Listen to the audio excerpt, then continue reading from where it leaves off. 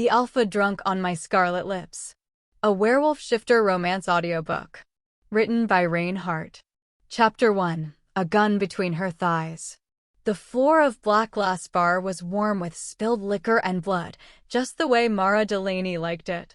Barefoot, she padded across cracked floorboards, the hem of her midnight slip grazing the tops of her thighs.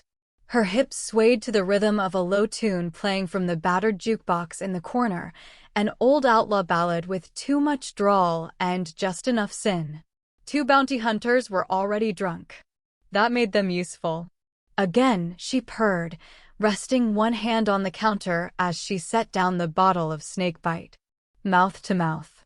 No hands. One of them, the taller one, Corky or Carl or some such, grinned through his busted lip and leaned across the bar toward his buddy, balancing the bottle between his teeth. The other nearly choked trying to catch it with his mouth. Mara laughed, a sound like burnt sugar. That's the worst damn handoff I've ever seen. You boys are lucky you kill for coin. You'd be worthless as dancers. We're better in bed, Corky offered with a wink, slurring it like a promise. I don't do bedtime stories, she said, sliding another shot their way. But if either of you know anything about the pack that tore up 3 farmers near W.I.R.M. Creek, I might let you live long enough to show me. They stiffened just enough. The drunk had worn off their edges. Well, she asked, dipping a finger into one of the shot glasses and lazily tracing it along her collarbone. I pay in more than coin. Corky cleared his throat. Saw fresh tracks by the gully past the rail split. Real heavy. Big ones. Ain't no bear. The other nodded. We think they're circling. Looking for somewhere to dig in. Where? Don't be shy now. He leaned closer. There's whisperin' they're sniffin' around the base of Hollow Hill. S'posed to be sacred ground to their kind. Mara's smile faltered for half a second. That was closer than she liked. Before she could press further, the door burst open. Wind howled through the bar like it had unfinished business. The lanterns trembled. And then came the footsteps, slow, dragging, uneven. She knew before she looked up. The scent hit first. Blood. Wet earth. And something older, wilder, iron and pine smoke, forewarmed by fire. He stood in the doorway like a shadow sculpted from ash. Broad shoulders, boots heavy with dust, shirt clinging to a body carved by hard years and harder instincts. He bled from somewhere under his ribs, the stain dark against his side. His eyes, storm silver and unfathomably still, locked on hers. Mara's pulse faltered, then caught up all at once. No one moved. Even the drunkards felt the shift. Need a drink, he said, voice like gravel stirred by thunder. Mara licked her lips. Not because she was thirsty. I serve the dying last, she said, sliding a glass across the bar. It's only polite. He caught it without looking, drank it in one tilt, and set the glass down like it owed him nothing. The mate bond didn't snap into place. It oozed, like heat crawling up the back of her spine, twisting her gut, tightening something behind her teeth. She felt it in her wrists, her breath, her damn knees. And he felt it too. She knew he did. He didn't blink. Didn't smile. Just watched her like a wolf considering which limb to start with. Mara broke the tension with a shrug and turned back to the hunters. Fun's over, boys.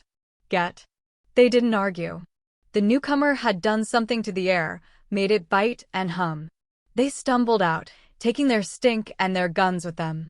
The door hadn't even closed when another one opened. This one more dangerous. Clay Mercer entered with 3 deputies at his heels, boots polished and badge shining like it was something worth believing in. He smiled at Mara like they shared a joke no one else was in on. Evenin', darlin', he drawled. Gotta tip someone's harboring a mutt tonight.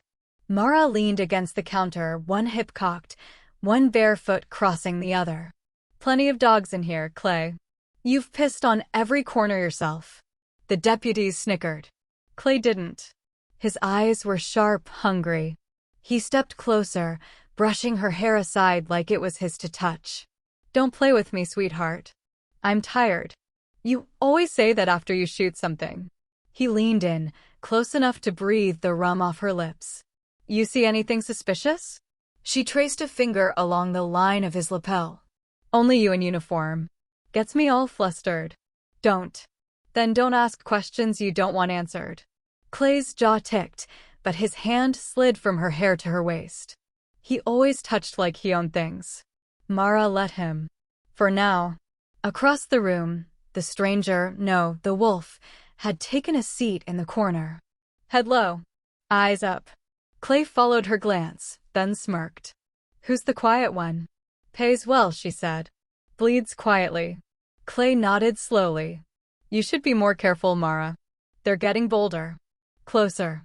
You wouldn't want one of them sneaking under your skirts. She didn't blink. They won't get in my bed unless I ask them to. Clay looked ready to say more, but the radio at his hip crackled. He swore under his breath, then jerked his chin at the others. We'll talk later. Mara watched them go. Watched Clay's shadow retreat like it never quite fit the man. And then it was just her and the wolf. He hadn't moved. Hadn't said a word since his drink. She poured herself a shot, carried it to him. Set it down between them like an offering. Or a dare. He looked up, and something passed between them that neither could name. She sat across from him, crossed her legs slow enough to be a weapon. The hem of her slip rode high, and the silver pistol strapped to her thigh gleamed like moonlight on wet teeth. I don't like mysteries, she said. But I like games. Not here for games. Then what? He stared at her, quiet as snowfall. I came to die, he said. But I saw you. Her breath caught. Now I don't know what I came for. She downed her shot, the burn familiar and welcome. Maybe you're just thirsty, she murmured. He didn't answer. He didn't need to. Their eyes locked, and somewhere deep inside her, something ancient and cruel smiled. Chapter 2. The Wolf Under Her Roof. The upstairs hallway of black glass bar groaned under the weight of midnight and secrets. Mara led the stranger, no, the wolf, past crooked picture frames and dust-veiled sconces, one hand gripping the rusted iron railing, the other curled loosely around the grip of the knife tucked behind her hip. Wyatt Crowe moved like a man on borrowed bones. Blood had soaked through the side of his shirt, trailing dark down his flank. Still, he didn't stumble. He didn't ask for help. He only followed. At the top of the stairs, Mara turned and blocked his path with a hand pressed flat to his chest.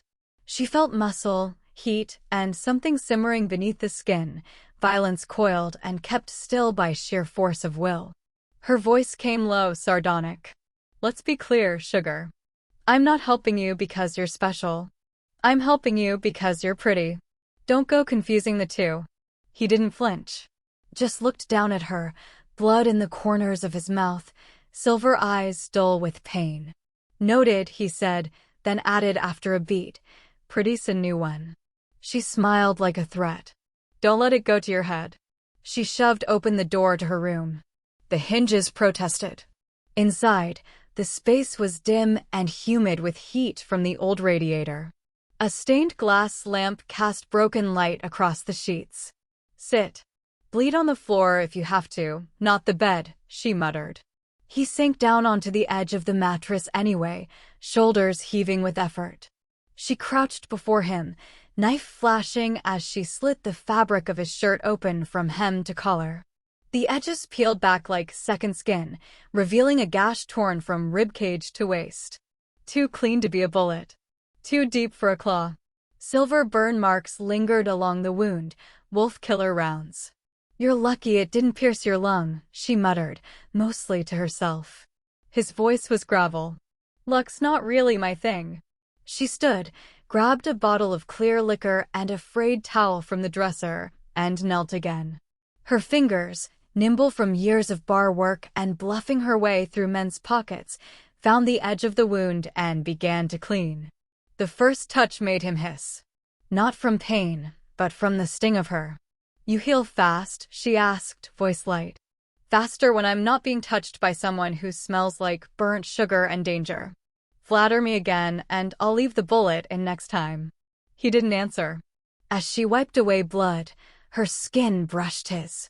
And then it hit, like an invisible spark leaping between nerves. Her fingers trembled. Her forearm, where his blood had splattered, flared hot, not from infection, but from something deeper, a pull. Suddenly, the room darkened around the edges. The floor swayed like a ship.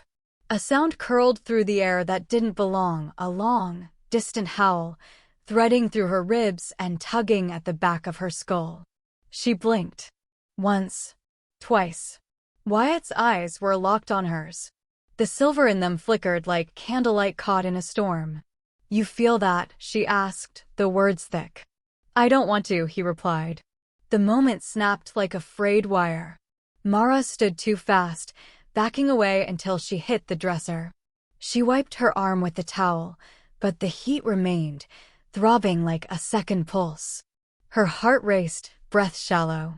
"Shit," she muttered. "I hate magic." "You think this is magic?" Wyatt said, voice low, ragged. "I think it's a problem." He rose unsteadily, trying to make for the door. "Where do you think you're going?" she snapped, stepping in front of him. He didn't have the strength to argue. His knees buckled. She caught him with a grunt, guiding his weight back onto the mattress. His head lolled, breath shallow. His skin had gone clammy. "You're not dying on my sheets," she hissed. She yanked off her belt and then his, looping it tight around his waist to stem the bleeding. Her fingers moved fast, efficient. She wasn't thinking anymore. Just reacting. After securing the bandage, she pressed her hand to his chest, checking for rhythm. It was there. Steady. Strong. She meant to move. To stand. To pour herself a drink. To pretend this wasn't happening. Instead, her body betrayed her. She sank down beside him, half on the bed, half on the floor, her cheek against the curve of his chest, listening to the drumbeat of his survival. His scent was wild, earthen. Smoke, sweat, and something feral. She didn't mean to fall asleep. But she did. And in the quiet that followed, his voice rose in a whisper, barely audible. "Mara." Her name, spoken like a prayer too dangerous to say aloud. When she woke, the bed was empty. The sheets were cold. Only a smudge of blood on the pillow, and a strip of bandage left folded on the nightstand like a note. No footprints. No thank you. No goodbye. Just one line, carved faintly into the wood with the edge of her own knife. "You're not a hunter. Don't pretend to be." Mara stared at it for a long time. Then she sat on the edge of the bed, bare feet planted in blood and sawdust. She rubbed her arms. The echo of his voice still ghosted her ears. And she whispered, "If I'm going mad, it started the moment I let him up those stairs." Chapter 3. Thirst Knows No Allegiance. The black glass bar was quieter than usual, which meant something terrible was about to happen. Mara stood in the wine cellar beneath the floorboards, barefoot on cool stone, stacking bottles with deliberate precision. Around her, the scent of oak barrels and damp dust curled like old memories. Somewhere above, the floor creaked. Someone paced. Maybe Clay. Maybe death. She uncorked a dark bottle marked with no label and poured half its contents into a decanter. The liquid shimmered in the lamplight, red as heart's blood, thick as molasses. She added the silver powder slowly, watching as it sank to the bottom like a secret. "Too much will kill a man," she whispered, more to the bottle than herself. "Too little," came a voice behind her, "and you'll just piss off the wrong kind of wolf." She turned, unsurprised to find Clay Mercer leaning against the archway, arms crossed, badge glinting like a dare. "I didn't hear you knock," she said, replacing the cork with a sharp twist. "I don't knock on my own doors. You don't own this place." He pushed off the wall and stepped into the soft glow of the lantern. "No, but I own the rights to who walks in and out. And right now, I need a name." She smirked, but her spine tightened. "A name? The next one. The next wolf. We know they're circling. You've got better ears than most." He eyed her. "Use them." Mara turned back to the decanter and gave it a little swirl. "You want me to bait a wild animal for you?" Call it community service. She slid the glass across the table to him. And what do I get for playing Huntress? He sipped. Winced. Burns like hell. She smiled. Means it's working. Clay set the glass down hard. I want him inside this bar. Alive. And marked. You're good at getting under people's skin, Mara. Use that. Her gaze sharpened. You want me to sleep with him? Wouldn't be the first time you seduced a monster. She laughed. Darlin', I am the monster. Clay stepped closer, hand curling around her wrist, not hard, but with intent. You know what they're saying, right? In town. Among the bounty crews. That you let one of them in here. That you let him touch you. She leaned in, lips brushing his ear like a kiss and a cut. And you still crawl into my bed after dark. What does that make you? He didn't answer. She pulled her arm away. I'll give you your wolf. But I won't promise he's the only one who bleeds. Later that night, Mara took to the bar like a priestess to an altar. Her dress was a shade darker than wine, clinging to her like sin-made silk. The crowd was restless, bounty men, drifters, sharp-eyed strangers pretending to be thirsty. She played her part with ease, leaning into their laps, whispering in their ears, laughing at jokes that made her skin crawl. She planted the idea, bit by bit, that she'd seen one of the beasts. That she knew where he might pass. That she could lure him in. Every touch was a lie. Every lie was another hand tightening around her own throat. Beneath their feet, hidden behind barrels and darkness, Wyatt Crowe moved like smoke through the cellar's secret paths. He heard her laughter, too bright. Saw the silver-laced wine she handed Clay. Watched her smile as she leaned over the bounty hunter's shoulder and poured a shot that could drop a full-grown alpha in 10 seconds. He didn't move. Didn't interfere. He watched. And for the first time in years, he questioned the rhythm of his own heart. Was she with them? Had he imagined that heat between them, that pulse that trembled like the edge of a howl? Or had she sold him to the men upstairs for a better bottle and a cleaner bed? A creak overhead snapped his thoughts. Someone descending. Mara again alone, hair twisted up, her heels abandoned at the top of the stairs. He melted into the shadows. She moved toward the far wall, pressed something beneath a loose stone, a key. Then, without warning, the lamp flickered.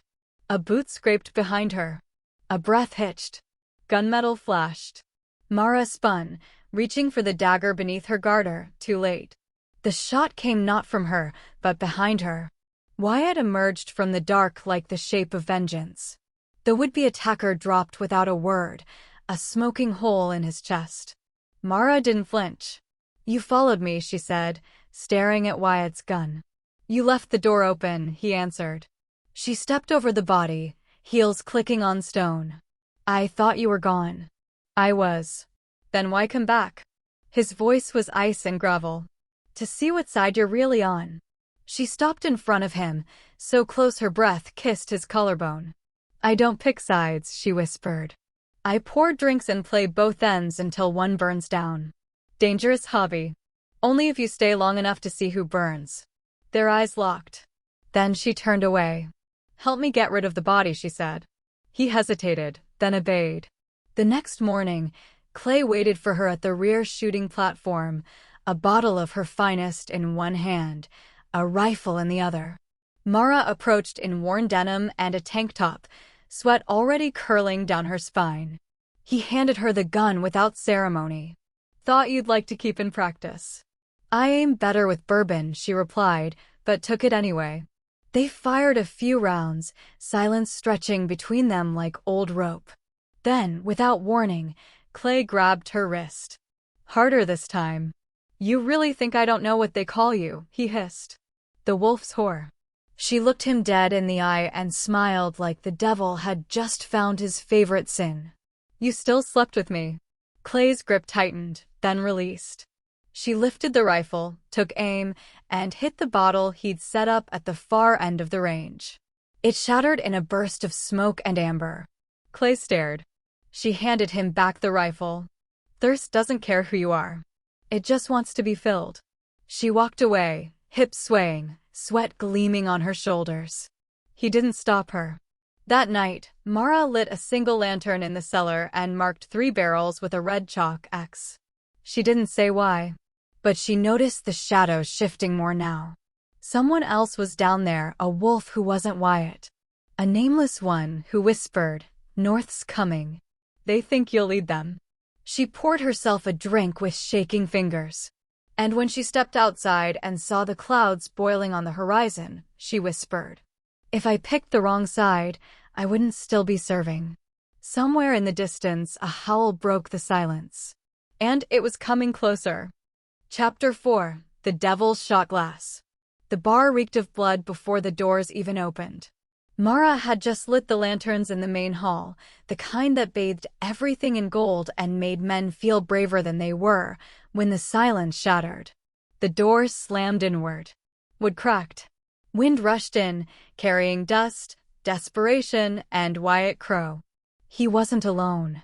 He staggered through the threshold with a limp, half-conscious body slung over one shoulder. The boy, barely more than 20 by the look of him, was bleeding from the gut, the smell sharp with wolf and silver. Blood dripped in a trail behind them, dark as spilled ink. Mara didn't flinch. She leaned against the bar, raised one brow, and set down the glass she'd been polishing. "You know I hate surprises," she said. Wyatt dropped the wounded wolf onto a table with a grunt. The kid groaned, barely breathing. "You'll hate a corpse worse," he replied. His voice was sand and iron. Mara stepped forward slowly, heels echoing in the near-empty room. She studied the boy, pale, twitching, already slipping under. "I'm not a medic." "No. But you've got a cellar that stays cool and dry, and hands steady enough to pour death." She tilted her head. "And why should I waste good linen on a dead pup?" Wyatt's eyes locked onto hers, gleaming with something deeper than rage. "Because if you don't, I'll make sure your bar burns with him." A tense silence settled between them. Only the boy's ragged breath filled the space. Then Mara smiled. Slow, sharp, wicked. "I'll help him," she said. "But you're paying." He blinked. "How much?" Her eyes sparkled like whiskey in firelight. "A kiss." On the mouth. No teeth. Wyatt's jaw clenched, the muscles ticking like clockwork. "You're insane."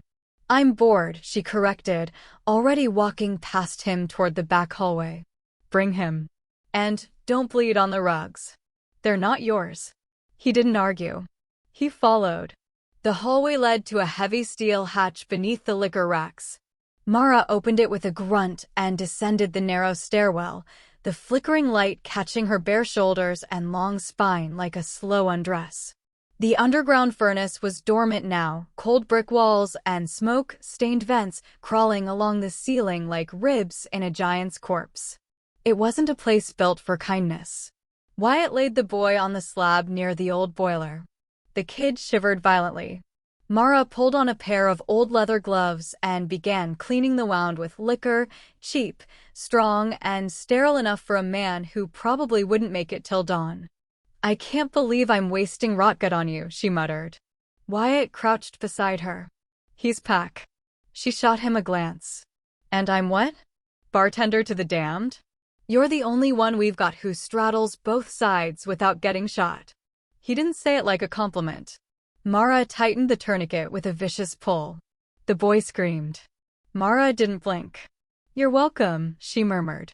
But before she could ask what the hell Wyatt had dragged into her bar and why, footsteps echoed above them, polished, precise, and full of authority. "Clay." Mara's spine straightened.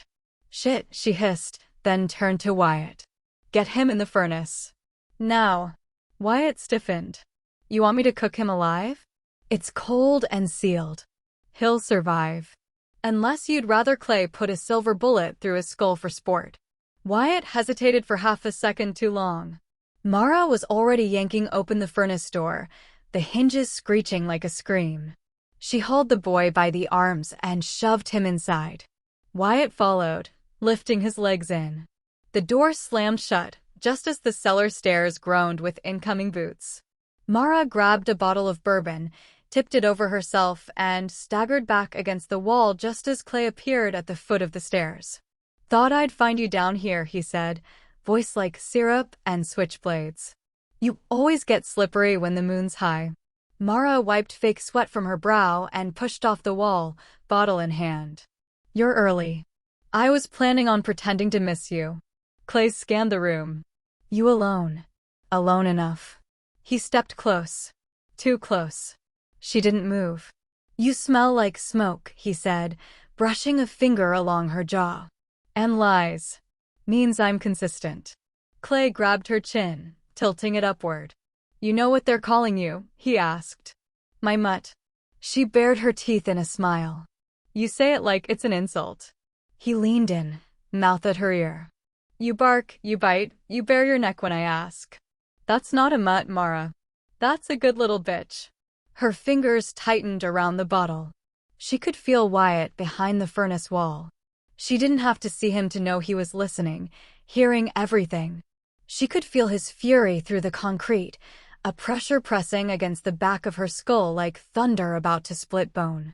She laughed, stepping out of Clay's grip. "You sure you're not the one with the collar fetish?" she said sweetly. Clay gave a half smile, but his eyes were sharp. "You like flirting with fire, don't you?" She turned away, heading for the stairs. "Only when I've got a bucket of gasoline." He followed her up. When the door slammed above them, Wyatt stepped out from behind the furnace, fists clenched so tightly his knuckles had cracked open. His wolf was clawing at his skin. He tasted blood in his mouth, from where he'd bitten his own tongue to stay quiet. He could still feel her body language, the way she tilted her chin, the way she shielded Clay's view of the furnace, the way she didn't flinch. He hated that he'd seen it. Hated more that he understood. Mara Delaney was too good at pretending. And pretending was too close to betrayal. Upstairs, Mara stood behind the bar again, hand shaking only slightly as she poured herself a drink. She didn't sip it. She just stared into the glass like it might have answers. Later, long after Clay had gone and the boy was moved to a safer spot, she sat at the table with her boots propped up and muttered under her breath. "You both want me for different things. One to bed me, one to break me. But no one's asked what I want." She spun the glass slowly on the table. Behind her, a shadow moved at the top of the cellar stairs. A wolf silhouette in the lantern light. And Mara, never looking back, said softly to no one, "You both think you can swallow me whole. But I've been drinking devils longer than either of you were born." Chapter 5. The Scar on His Spine. The night spread over the desert like spilled ink, thick, starless, too quiet. Wind whispered through the bones of the old train yard, rattling rusted chains and creaking splintered planks. No trains had come this way in a decade. No one lived here. No one watched. Except Mara Delaney. She walked the dirt path behind black glass with a flask in her back pocket and a knife tucked in her boot. Her heels were scuffed, her hem still sticky with someone else's blood. But her hands were steady, her breath slow. She belonged to the dark like a secret sworn to silence. She didn't expect to see anyone.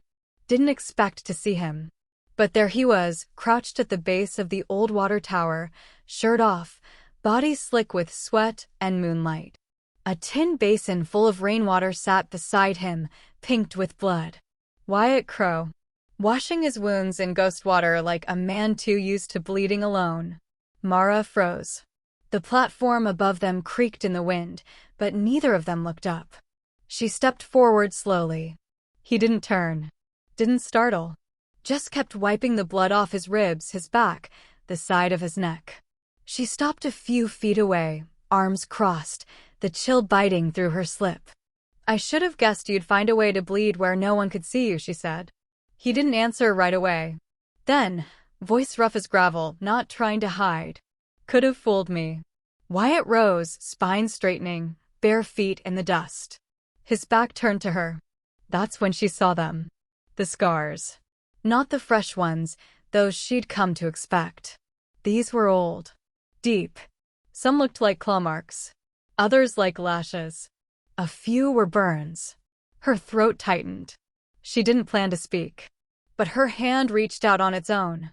Her fingers brushed his shoulder blade, then traced one long ridge down the curve of his spine.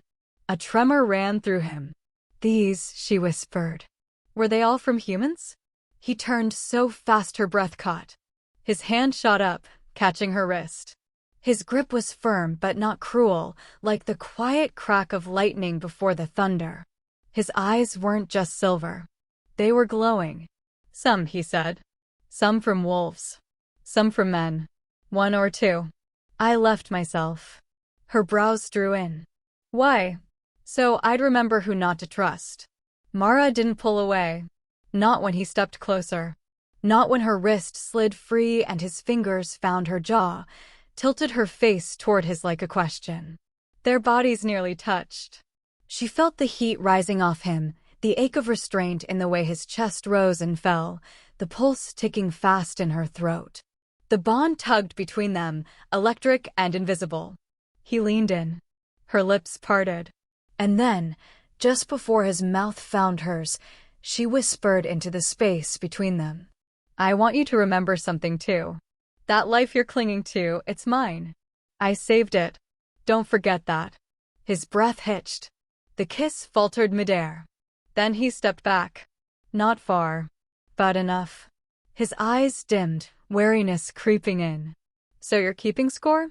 I'm keeping track, she said evenly. That's how I survive. He laughed once, a humorless thing. Thought maybe we were past debts. Never past anything, she murmured. He ran a hand through his hair, face suddenly hard. Is this what you do? Save a man, mark his soul, then send him off to die with your name in his mouth. She gave him a crooked smile. Depends. You planning to die soon? His jaw worked, but he didn't reply. Instead, he moved past her toward the train platform, shirt still dangling from his hand, chest still streaked with blood. Mara followed, climbing up the creaking ladder after him, her movements silent as breath. On the water tower's platform, the wind was sharper. The town below was just a smudge of smoke and lantern glow. Coyotes howled far off. Something darker howled closer. Mara leaned her elbows on the rusted railing, watching him from the corner of her eye. You think the wolves still trust me? He didn't look at her. They're not sure. And you? His silence told her enough. She sighed. The humans don't trust me either. Clay's got his men watching my deliveries. I think he's hoping to catch me slipping up. You already did, Wyatt said. When you let me live. Mara didn't answer that. They stood like that for a while. Not friends. Not allies. Just two creatures too wounded to sleep. Then he said, quietly, you're going to get yourself killed playing both sides. She shrugged. Maybe. But until someone actually pulls the trigger, I've still got drinks to serve. He turned to her then, gaze flicking downward. Your ankle's bleeding. She looked down. A cut, thin but fresh, traced just above the strap of her boot. She hadn't even noticed it. He crouched, took her foot in one hand, and wiped the blood away with his thumb. It was a gentle touch, and it made her stomach twist. You're too used to hiding your pain, he said. She tilted her head. That coming from you? He looked up at her, silver eyes steady. You're good at lies, Mara. But your body doesn't lie. She swallowed hard. When he stood again, they were too close. Again. Always. He stared down at her. At the blood now on his fingers. Then at the place his mouth had almost touched. Then, quietly, whose side are you really on? She didn't flinch. She stepped back, half a pace, letting the space stretch again. Whichever side brings me better whiskey. He studied her for a long moment, then turned to leave. But just before his feet touched the ladder, she said, too soft for the wind to carry far, but loud enough for him to hear. But you're the exception. She didn't look to see if he stopped. She just leaned back against the railing and watched the dark. Chapter 6. The Liquor License to Lie. Clay didn't knock when he came into her bar. He never did. Mara was halfway through reorganizing the back storage shelves when the door slammed open and his boots thundered across the floor like they belonged there. Behind him, Two deputies carried crates and folders like they'd come to build a kingdom out of her liquor labels. "What the hell are you doing?" she asked, not bothering to look up from the bottle of midnight gin she was pretending to clean. "Establishing jurisdiction," Clay said coolly. "We're setting up a temporary field station here." "In my storeroom?" He set a clipboard down with a sharp clack. "You serve more foot traffic than the town square and a better gossip chain than a church picnic. That makes you a strategic hub. And your inventory's been flagged. 2 missing cases. Last week." "You mean the ones the deputies spilled when he was drunk on my rooftop?" Clay didn't smile. She finally turned to face him, arms folded, hips leaning against the barrel behind her. She wore a black slip that clung like melted wax and made it impossible for men to remember why they'd entered the room. "This a real investigation?" she said, "or are you just looking for an excuse to keep me where you can watch me?" Clay moved in close enough to smell her skin, smoke and sugar, and the faint bite of juniper. "I've been getting complaints," he said. "Rumors you're harboring undesirables. That you've been spotted with a man who fits the description of—" "Say his name," she interrupted, her voice smooth, but sharp enough to cut a man open. "I dare you." He didn't. Just stared.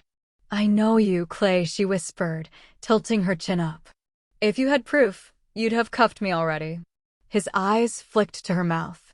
"Maybe I'm giving you a chance to tell the truth." "And maybe," she said, closing the gap between them until her breath kissed his jaw, "you just want me to beg." He didn't resist when she reached for his belt. He never did. It wasn't the first time they'd used her bed to exchange power instead of words.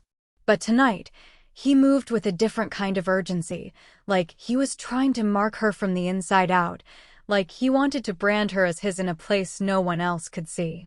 Mara let him. She let him press her down against worn linen sheets and murmur threats against her throat. She let him grip her hips like possession was a promise. But when he collapsed beside her, chest heaving, fingers still tangled in her hair, she said it. Quietly. "Did you ever think maybe they didn't deserve to die?" He didn't respond at first. Then he rolled away from her, muscles tight, jaw clenched. "You've changed." Mara stretched out beside him, arms above her head, staring at the ceiling like it might offer absolution. "No," she said softly. "I've just stopped pretending I don't bleed when they do." Clay sat up slowly, the muscles in his back straining beneath his sweat-slick shirt. "You're getting reckless. Letting that kind of talk loose makes men start to wonder whose side you're on." "I'm on the side that pours the drinks and buries the dead," she replied. "You think that makes you neutral?" "I think that makes me necessary." He didn't answer. He just stood, crossed to where he dropped his shirt, and started dressing with quick, methodical movements. That was when she moved, slow, elegant. Naked and unashamed, she crossed the room like a sin looking for forgiveness.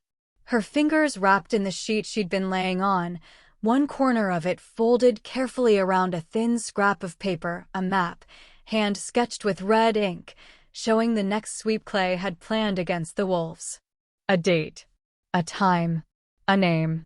Earlier, before Clay had come crashing in, she'd pressed it beneath the frame of the bed. And when she walked across the bar to toss the linen into the laundry pile by the door, she knew the man waiting to pick it up would see it. She'd made sure he would. She poured herself a drink from the decanter on the dresser. Didn't sip. Just held the glass between her fingers, nails painted the color of dried blood. Behind her, Clay buttoned his collar. "I can handle you sleeping around," he said. She turned, arching one brow. "But I won't tolerate lies." Mara walked slowly toward him, glass in hand, hips swaying like she owned gravity. She stopped behind him and let her free hand trail down his spine. "Then tell me," she murmured against his shoulder, "do you want me quiet tonight?" Her fingers dipped lower. "Or screaming?" Clay exhaled through his nose. She could feel the way his body wanted her still, even as the rest of him pretended not to. "I want you honest." "I've never lied to you," she whispered. "I've just never told you everything." His mouth twitched. He didn't kiss her. But he didn't walk away either. When the door finally shut behind him, Mara stood alone in the warehouse, glass still full, back still damp with sweat and threat. She let herself breathe. The plan had worked. The map was gone. The wolves would know. But she didn't know someone else had seen her tuck that paper into the sheet. A pair of eyes that didn't blink. A mind that didn't forget. A mouth that would speak her name before dawn. Chapter 7: Salted Silver and Honey Blood. It was past midnight when Wyatt slammed through the cellar door with the boy in his arms. Mara had just extinguished the last lantern upstairs, the taste of clay still clinging to her tongue like something burnt and bitter, when she heard the thud above the trapdoor and the urgent weight descending. She met him halfway down the narrow stone steps, barefoot in her black robe, one hand already reaching for the blade she kept tied to her thigh. But then she saw the shape cradled in his arms, a boy, young, pale, soaked in blood. "Don't even open your damn mouth," Wyatt growled. He was shot. Silver. Through the side. "We don't have time." Mara didn't ask if the boy was human. She could smell it. Wolf. Faint, unformed. One of the young ones too new to shift without pain. One of the ones who shouldn't be anywhere near a war zone. She turned on her heel and led him down the hall toward the locked door hidden behind the second shelf of whiskey barrels. Wyatt nudged it open with his boot. Inside was the room only she had the key to, the one she told Clay was for aging rare liquor. It smelled of damp earth, dark wood, and blood that never dried. Wyatt laid the boy out on the stone slab in the center. The bullet hole was crusted in black and silver-flecked pus. His breathing was shallow. Wrong. Mara leaned over him and inhaled. Silver's in his bloodstream. Wyatt nodded once, jaw tight. "I've pulled what I could. But he's slipping. You know what this costs." He looked at her. That unreadable face. That damn stormlight in his eyes.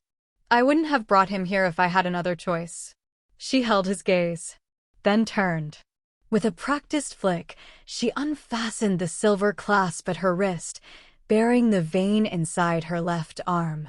Her fingers dipped into the coals beneath the nearby brazier, finding the ancient blade she kept buried there, dull and blackened, but still wicked. One slice. Shallow, precise. Her blood beaded instantly, dark red with a shimmer of violet. Not human. Not fully. "Nithart blood," she muttered. "Ain't exactly FDA approved." She pressed her wrist to the boy's lips. For a moment, nothing. Then his body arched, teeth catching her skin like instinct. He drank. Not much. Just enough. His eyes flew open, glowing faint, gold at the edges. He gasped, trembling. His gaze found hers. He whispered, barely audible, "You're her." Mara frowned. "Who?" "The seer. The honey-blooded one. The one the old ones spoke of, who'd choose neither pack nor purge." Wyatt stiffened. Mara laughed, dry and bitter. "Well, kid, hate to disappoint, but I'm just the bartender who didn't let you bleed out on my floor." The boy tried to sit up. Wyatt stopped him. "We'll move him when he can walk," Wyatt said. Mara crossed the room, wrapping her wrist with gauze and ignoring the faint ache crawling up her spine. She could already feel the price of the blood. It always made her skin buzz, her bones hum, like someone had poured smoke under her flesh. "You owe me," she said. Wyatt met her eyes. "What do you want?" "I want names," she said. "Real ones. The kind you only say when the moon's bleeding." He stiffened. "No. You don't even want to hear what I'm asking for?" "You're asking for the leader," he said. "You want to know who's really organizing us?" "You're damn right I do. I won't give you that." Her fingers curled around the edge of the table. "I'm risking my life down here. Feeding half your pack. Lying to Clay. Bleeding myself dry, literally, for your cubs. And you're still pulling the loyal dog routine." "I'm keeping you alive," he snapped. "You think the others would let you live if they knew what you are?" "What am I, Wyatt?" she snarled. "Because I don't remember anyone handing me a title. You're between things. Between worlds. And eventually, both sides burn bridges. Then maybe I'll build my own." He stepped closer. Stop pretending you're untouched. I've seen the way you react. You hear the call same as we do. You feel it. You don't know what I feel. I know what I smell when you're close. The words hung in the air. Tension pulsed between them like something alive. She moved toward him. Slow. Deliberate. He didn't back up. When she stood inches from his chest, she looked up into his face and said, "You think I'm yours?" His breath hitched. Their mouths crashed together. It wasn't a kiss. It was a collision. Heat, teeth, breath, the press of bodies that had long since passed the point of return. She pushed him back against the wall. He lifted her by the hips. Her legs wrapped around his waist. The kiss deepened. His hand found her spine, fingers tracing where her skin still vibrated from the bloodletting. Her head tipped back, exposing her throat. He didn't bite. He didn't need to. The bond burned between them, demanding. But she pulled back, breathless, eyes wild. "No," she said, voice shaking. "Not like this. Mara, you're not my weakness." He stared at her, her lips swollen, her cheeks flushed, her pulse thundering in her throat. She slid out of his grip and touched the ground with bare feet. The moment cracked, fractured, hung heavy in the air like smoke. Wyatt didn't reach for her again. From the slab, the boy had fallen back into sleep. She walked to him and adjusted the cloth beneath his head. The softness of the gesture surprised even her. "He'll live," she said quietly. "But I won't keep risking my skin if your people keep calling me enemy and oracle in the same breath." Wyatt didn't respond. She didn't see the flash of hurt in his eyes as she turned away. Above them, somewhere out in the desert, a coyote howled. And far worse things listened. Later, after Wyatt had carried the boy into the tunnels, Mara stood alone in the empty room, staring at the blood still smeared on her wrist. Behind the walls, unseen and unheard, a small device blinked red. Clay's bug. She never knew it had been there. Chapter 8, her bed, their war map. The second floor of Black Glass had never known such silence. Mara sat on the edge of her bed, barefoot and barely dressed, her body swathed in a long ivory slip that clung to her like smoke in candlelight. The sheets beneath her were still warm from last night's treachery. This morning, they were hosting war. 3 men in uniform hovered near the foot of the bed, one of them hunched over a spread of parchment maps and red string grids that rested over her rumpled blankets. They treated the linens like a war table, not a place where her back had arched only hours before. And Clay? He stood in the doorway like a man guarding his favorite possession, not with love, but with suspicion sharpened to a blade's edge. "Colonel Dent wants this base of operations secured by sundown," he said, nodding toward the thick-jawed officer currently wiping whiskey sweat off his brow. "He's convinced your place is the only hub within 30 miles that sees both mutts and men." Mara raised her glass, half full with bourbon and irony. "I'm flattered to be the official whore of war." The colonel chuckled. "Hell, ma'am, a place with legs like yours and liquor like this? You'll win this war faster than we will." Mara smiled, slow and sweet, but her grip on the glass tightened. Clay's eyes didn't leave her. She slinked back across the bed, her thigh brushing the edge of the map as she reclined against the headboard. Her slip shifted, revealing the slope of one hip, one bare leg crossed over the other. "You boys sure you don't need help plotting those pretty little arrows?" she asked, swirling her drink. "I've always had a talent for knowing where a man'll go next." The colonel flushed. "Just military chatter, ma'am." "I like chatter," she purred. "Especially when it bleeds." His attention was exactly where she wanted it, on the dip of her collarbone, not the way her fingers palmed the folded corner of the route marked K9 red. She'd memorized the date, the unit number, the direction of attack. All in the 10 seconds they left the page turned her way. She didn't speak again until he finished the last drop of his drink and tipped forward, slurring thanks, slipping into the comfort of false trust. Clay led him downstairs, leaving her alone in the room still heavy with gunpowder and sweat. The moment the door shut, she moved. She slid from the bed and crossed to the floorboard near the dresser. The plank lifted with a quiet pop, beneath it, hollow space and a row of empty bourbon barrel lids. She took the dull edge of a broken corkscrew and etched into the underside of one. East Ridge. Route 9. Sweep date, Sunday. 1 truck only. Silver class weapons. Then she replaced it, smoothed the rug back down, and walked naked to the full-length mirror near the window. The slip was too thin. She didn't care. What she saw in the reflection wasn't a woman losing control. It was a woman holding a gun no one knew she had. Downstairs, the bar clattered to life. Bottles. Voices. Laughter forced from men who knew they might die before they finished their next drink. Mara tied her robe loosely at the waist and descended the staircase with the poise of a woman who'd never been questioned in her life. She passed Clay on the way to the bar's storage room. He watched her like a man waiting for something to confirm what he already feared. "Colonel sleeping off his bravery?" she asked without slowing. "He's done enough for today," Clay said. She opened the back door with her hip, carrying a tray of bottles to the delivery rack outside. Her mind raced. The wolf she'd given the warning to last week, young, fast, too naive, he'd be back today. He always came for the barrels. She dropped the marked lid into the next shipment and sealed the top before slipping it onto the stack. The message was gone before the sun dipped. But she didn't make it far back into the bar before Clay caught her wrist in the hallway.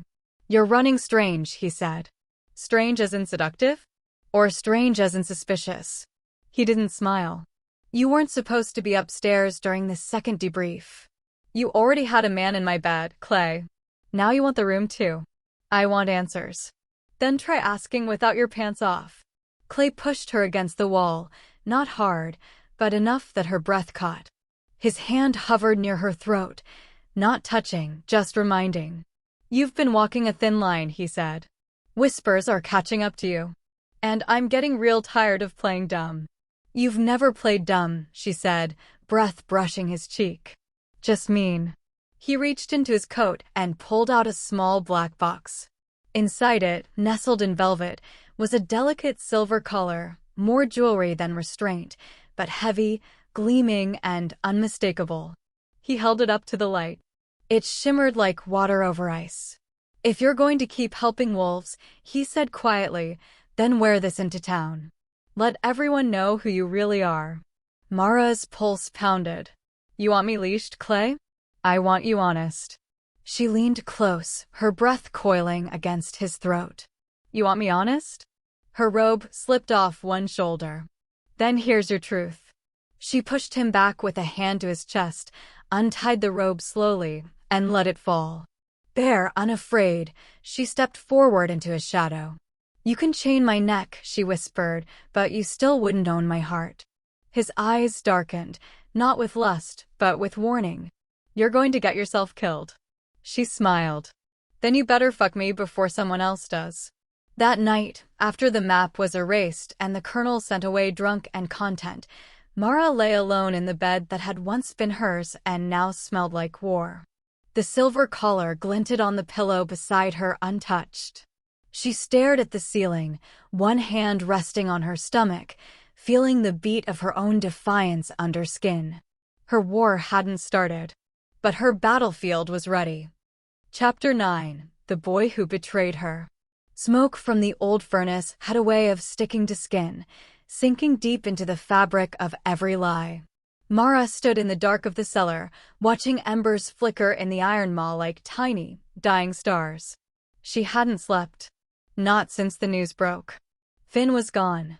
Taken. She hadn't believed it at first, just a whisper through the floorboards, one of the pack elders muttering that Clay had baited a trap with a dying pup and caught himself a prize. But the name had come next. Loud. Clear. Meant to hurt. The boy she'd bled for. The boy who'd mistaken her for something sacred. She slammed the furnace door shut, metal ringing like a verdict. Her hands were shaking. That hadn't happened in years. Behind her, someone shifted. She didn't turn. Didn't need to. Wyatt's presence was like a storm leaning against the air. "You knew," she said without turning. Didn't you?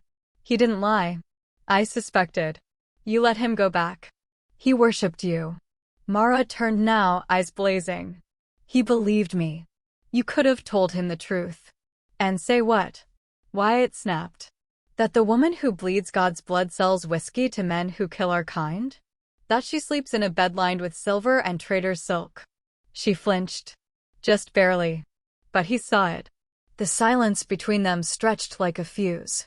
Clay's spreading rumors, she said after a moment. Told everyone someone betrayed the wolves. Said I knew. Did you? She stepped closer. Would I be standing here if I had? You've stood in stranger places for less, Wyatt muttered. The slap came fast. Not hard, but sharp enough to leave both of them breathless. She hated that her hand trembled after. Wyatt stared at her for a long moment. Then said, low and quiet, you should have killed him when you had the chance. That boy thought I was hope. He thought you were his. Mara stepped back. I never asked to be anyone's anything. You became it the moment you bled for him. The truth in his voice scalded. The alley behind the bar reeked of rotting wood and sweat. She pushed past him and climbed the back steps, out into the dying light.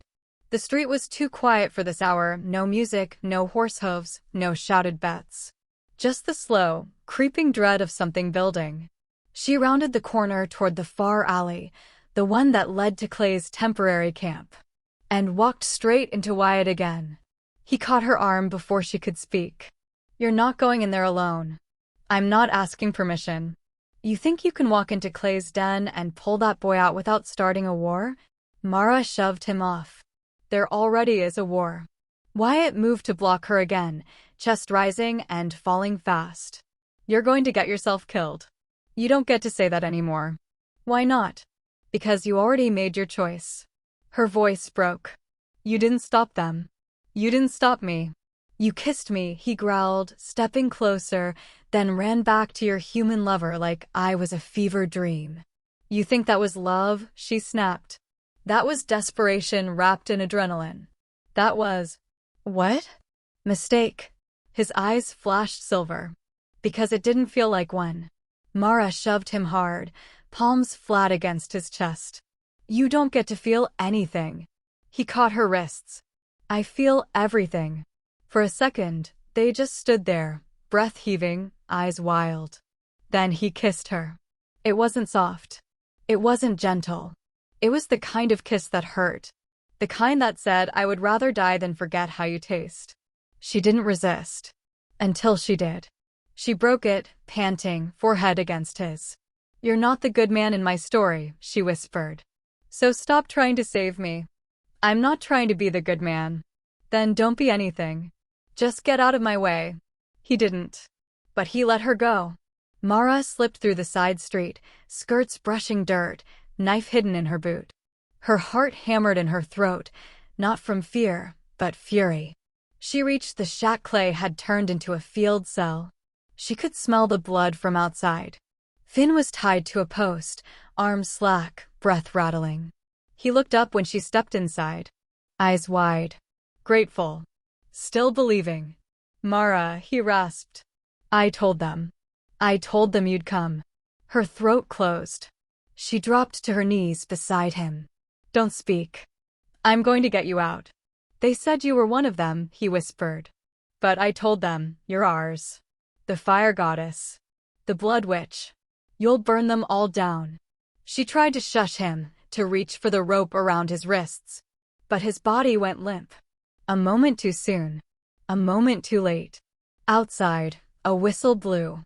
She turned and ran. Didn't look back. Behind her, someone shouted that the wolf had died. But she didn't hear it. Couldn't. Back at the bar, she walked straight to the bottles and poured herself a drink. Wyatt found her an hour later, sitting at a corner booth, boots off, blood on her ankle. Clay's reporting you, he said. Said you were seen near the outpost. She didn't lift her head. I should have killed him, she murmured. Wyatt slid into the seat across from her. Finn's words echoed in both their heads. She's our fire goddess. He looked at her for a long moment, then said, you need to choose. She looked up, eyes red-rimmed and wild. "I choose whiskey." Then she leaned across the table, voice low. "You want to make me choose something else?" He didn't answer. Didn't have to. Outside, wolves howled. Inside, a war waited to be named. Chapter 10: The Shot That Shouldn't Have Missed. The wind on the ridge was merciless, dry and sharp, like it had teeth. Mara squinted through the scope. The barrel of the long-range rifle propped on the ledge of the sniper tower Clay had built 3 days ago with quiet efficiency and far too many armed men. He called it precision architecture. She called it paranoia in lumber form. The scope zeroed in on movement below, the rust-red stretch of desert, a crumbling gully like a scar, and a group of dark figures threading through it like smoke. "There," Clay murmured, crouched beside her. "That's your shot." Mara's trigger finger hovered. She adjusted the dial. The figure at the center of the wolf formation was larger than the others, broader across the shoulders, fast but not reckless. He moved like he knew every bullet in the world was trying to catch him and didn't care.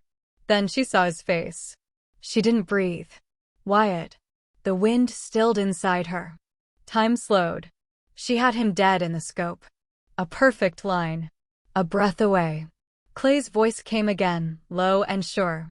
"You take him out, the pack scatters. That's their spine down there. He's worth 10 kills. Mara exhaled. Her fingers squeezed. The shot cracked through the silence like God cursing in thunder. And it missed. Just barely. A slice across Wyatt's shoulder, enough to send him spinning, falling behind cover. Chaos erupted below as the pack howled and scattered, dragging him with them. He didn't look back. He didn't have to. Clay stood slowly beside her, gaze unreadable. "You've never missed a shot." Mara lowered the rifle with steady hands. "Then I guess you've never understood wind." He studied her for a long, cold moment, then turned and walked away. Mara stayed kneeling beside the rifle, heart pounding behind her ribs like it was trying to break free and run after the man she should have killed. Later, back at Black Glass, she locked the bar and drank in the dark. She didn't light the lanterns. Didn't change out of the black shirt Clay had insisted she wear to blend with the shadows. She just sat on the counter, legs swinging, bottle in one hand, guilt in the other. "I should have killed him," she whispered, voice rasping. "I should have put the bullet through his heart. I should have." Her voice broke. She poured another shot. The alcohol burned, but it didn't burn enough. "I should have killed everyone." She threw the empty bottle across the room.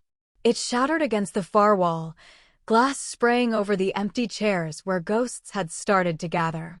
Behind the bar, something clicked. Mara turned, still drunk, still furious, but sober enough to see what Clay had left behind. A small black case. Inside it, wires. A listening device. Already blinking.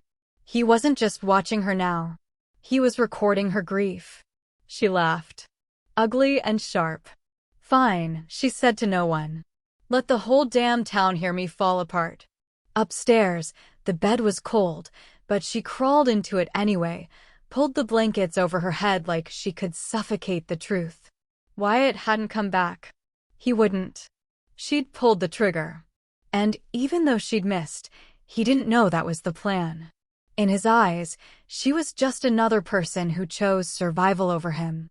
And Clay? Clay wasn't angry. He was planning. He moved through her space like a man waiting for a body to fall. His men now patrolled outside the bar, drinking her liquor, using her chairs, planting eyes in her corners. Her sanctuary was gone. Everything she built had been turned into a cage. She couldn't scream. So she drank. She couldn't sleep. So she stayed awake until her body forced her into dreams filled with silver collars and wolves dragging her into fire. The next day, the wolves didn't come. No deliveries. No messengers. No blood on the back porch. Just silence.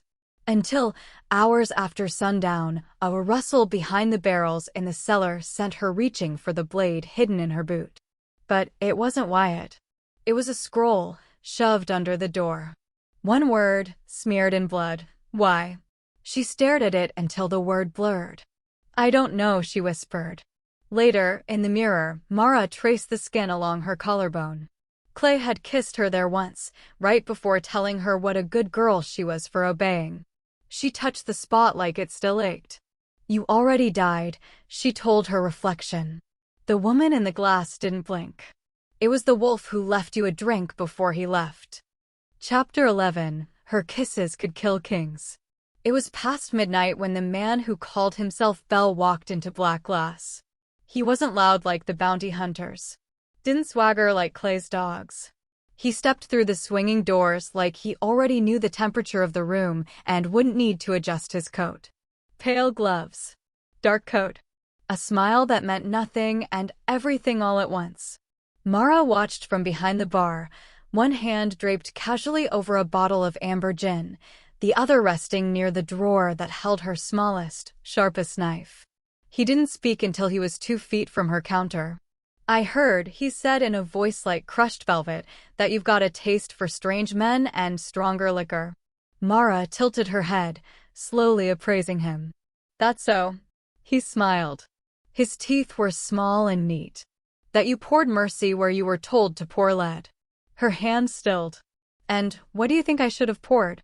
His eyes flicked to the side, toward the red curtain that separated the back lounge from the main floor. Depends on who's asking. Before she could respond, the curtain twitched. Clay emerged, flanked by 2 deputies. He carried a wooden crate like it was full of gold. Mara didn't need to open it to know what was inside. He dropped it on the counter. 30 rounds, he said. Silver forged, hollowed for venom. We want something that burns going in and out. Mara raised a brow. You ordering murder or cocktails? Same difference, Clay said. You'll mix the drinks. We'll make the mess. Belle watched the exchange with an amused look. I need them bottled, Clay went on. Labeled like your best batch. We're bringing in 4 teams next week for the sweep. Clean sweep, Belle said, nodding slowly. That's what they're calling it, isn't it? Just tidy up the wilderness. Wipe the footprints. Bleach the scent. Mara turned to him, her smile slow. I take it you're not fond of bleach. He leaned forward, just enough. I'm more of a bloodstained man, personally. Their eyes locked. Clay snorted. You're wasting your charm, Belle. She's fireproof. Oh, I don't mind the burns, Belle said. Sometimes it's about seeing who blisters first. Mara rolled her eyes, but it was practiced. Controlled. She knew flirtation. Knew when it was genuine and when it was a weapon. Belle was holding the hilt carefully, testing her for a weak spot. She gestured toward the back room. You gentlemen want to talk violence in velvet, you do it somewhere private. You're fogging up my glasses. Clay nodded to his men and followed her lead. Belle, with an easy grin, stepped in last. The back lounge was already prepped, dim light, leather chairs, a tray of half-melted ice. Mara poured the drinks herself. No one saw her slide the dust of a tracking compound along the rim of Belle's glass. Not even Belle. They toasted. Clay spoke of plans, maps, orders. Mara sat between them like the hinge on a closing door. Belle raised his glass to her. You've got a reputation, he said. Woman who sells liquor strong enough to forget your name. Who kisses men hard enough they forget their own. Men talk too much, she replied. I give them something to do with their mouths. He laughed. But the sound didn't warm. She leaned in, letting her hair fall like shadows over her shoulder. What do you want, Belle? Really? I want to know which way you bleed, he murmured. Because from where I sit, it smells like you've been bleeding both ways lately. Mara's smile didn't fade, but her hand, resting on his knee, tensed just enough to be felt. You got good ears, Belle? He nodded. Then listen to this, she said, and kissed him. It was not soft. It was not slow. She kissed him the way she kissed men she wanted to shut up. Her mouth against his was sharp, claiming. He responded instantly, pulling her close, one hand tangled in her hair. She let it happen. And while his lips were busy, she used her nails to catch the frayed corner of his shirt, tore it subtly. Beneath it, just for a second, a faint brand burned into the skin of his wrist. A wolf mark. Belle was not human. But he was not pack either. A test. She knew the signs. When she pulled back, she licked her lips slowly.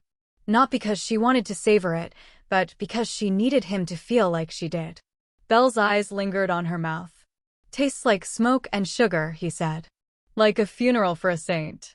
Clay, who had been watching the entire thing without blinking, said nothing. But his hands were balled into fists on his knees. Belle stood, straightened his coat, lifted his glass, and downed the rest in one slow swallow. "I like this place," he said. "Feels like someone already buried the truth under the floorboards." "I prefer the attic," Mara said. "Less blood to clean." He turned to leave. But before he crossed the threshold, he looked over his shoulder and said, "Your mouth tastes truer than your drinks." Mara blew him a kiss. "And I make both strong enough to kill kings." Clay stayed behind after the door shut. She poured him a glass. No tricks. No dust. Just whiskey and silence. "You enjoy that?" he asked finally, voice tight. Mara looked at him over the rim of her glass. "I enjoy the job." He stepped close. Too close. "You're not playing it anymore, Mara. You're in it." She didn't move. "I see the way you move between them," he said. "Like a coin passed from pocket to pocket. You think no one's keeping count." "I think I'm the only one counting," she replied. "And I'm not afraid of debt." Clay stared at her for a long time, then placed a hand on her waist, fingers digging just enough. "You better know what you're doing," he said. "I always do," she said. "Especially when I don't." That night, after he was gone and the bar fell still, Mara climbed to the chandelier above the storage room. She pulled the strip of Belle's shirt from her pocket and tucked it into the hollow metal bulb casing, where no one but her could reach it. She didn't sleep. She didn't drink. She just stood in the dark, licking her lips, tasting danger and lies, and wondering whether the next man she kissed would let her live. Or burn the world down trying. Chapter 12. The Wolf Who Watched Her Sleep. It was the kind of night that made shadows hum. Black glass had long since emptied. Chairs flipped. Lights snuffed. Bottles rinsed and shelved in rows like tombstones. Even the gamblers, the desperate, and the damned had stumbled into the dark with their pockets light and their mouths sour with loss. And Mara Delaney, queen of this hollow empire, was nowhere near her bed. She lay stretched across the rooftop platform just beneath the water tower, one arm flung over her eyes, the other curled around a nearly empty bottle of honey bourbon. Her bare feet dangled over the ledge, one heel hooked lazily around the iron railing. The night air was warm on her thighs, the stars too bright for her spinning vision. The bottle slipped from her hand and clinked softly on the boards beside her. She muttered something incomprehensible, then turned onto her side and pulled the edge of her thin shawl tighter over her hip. From the shadows beyond the tower, something moved. Wyatt stepped forward without sound. He didn't speak. Didn't dare. Just stood there, 5 feet away, watching her like a ghost who hadn't decided yet whether to haunt or to save. Her face was relaxed in sleep, but not peaceful. Even now, her mouth was half curled into something unreadable, bitterness, maybe. Or exhaustion. Or the kind of pain that doesn't leave visible bruises. He crouched down, knees creaking just a little against the old wood, and rested his arms on his thighs. He shouldn't be here. But he'd been coming for 3 nights now. Always when the lights dipped low and the soldiers played drunk. Always when Clay vanished into his private meetings and the world forgot to check the edges of the map. Mara shivered. He reached into his coat and pulled out a ragged blanket, something he'd once used to wrap a wounded comrade, now just a faded strip of warmth. He laid it gently over her shoulder, fingers brushing her collarbone. She flinched in her sleep. "Don't," she mumbled. He froze. She turned, restless. Then, softer, "Should have killed you." His breath caught. But she didn't stop there. Her voice barely above a whisper now, like a thought escaping her throat. "Should have, but then who'd come back?" Wyatt closed his eyes. The ache in his chest wasn't silver. Wasn't bullet. Wasn't even anger. It was something worse. He stood slowly, his joints stiff from crouching, and took one last look at her. Her lips were parted just slightly, her lashes dark against her cheek. A bruise on her knee from something reckless. Maybe nothing at all. He turned to go. That's when he heard it, a breath where there shouldn't be one. Wyatt ducked behind the tower just as a figure emerged from the stairwell, boots quiet but not silent. Civilian clothes, but the gait too rigid. The gun holstered too clean. One of Clay's. The man crept closer, scanning the rooftop with a small receiver in his hand, barely larger than a matchbox. The red light blinked with every syllable Mara murmured in her sleep. Wyatt moved behind him with lethal grace. But before he could strike, a crack split the air. The man collapsed. A hole through the side of his head. Behind him, Mara stood barefoot with a smoking pistol in her hand. The thin shawl slipped from her shoulder and caught in the breeze. Her eyes met Wyatt's. Not confused. Not alarmed. Just tired. "You were gonna let him take it back," she said flatly. Wyatt stared. "You were asleep." "I don't sleep," she said. "I just hide with my eyes closed." She knelt by the man's corpse and rifled through his pockets. Pulled free a small audio device already hot with memory. She clicked it off. "They're listening now." "Always." He stepped closer, not sure if she'd let him. She didn't stop him. "I heard what you said," he murmured. "I didn't mean it." "You meant all of it." She looked up, the rooftop wind catching her hair. "You gonna lecture me, Wyatt? Or just keep playing the ghost who watches from corners?" "I'm still deciding." "Then decide now," she said, standing, the pistol loose in her grip. "Because I'm real damn tired of watching every man I've touched either die, betray me, or bleed out on my floor." His jaw clenched. "I'm none of those." She took one step closer. "You were almost the fourth." "I gave you that shot," he said. "No," she whispered.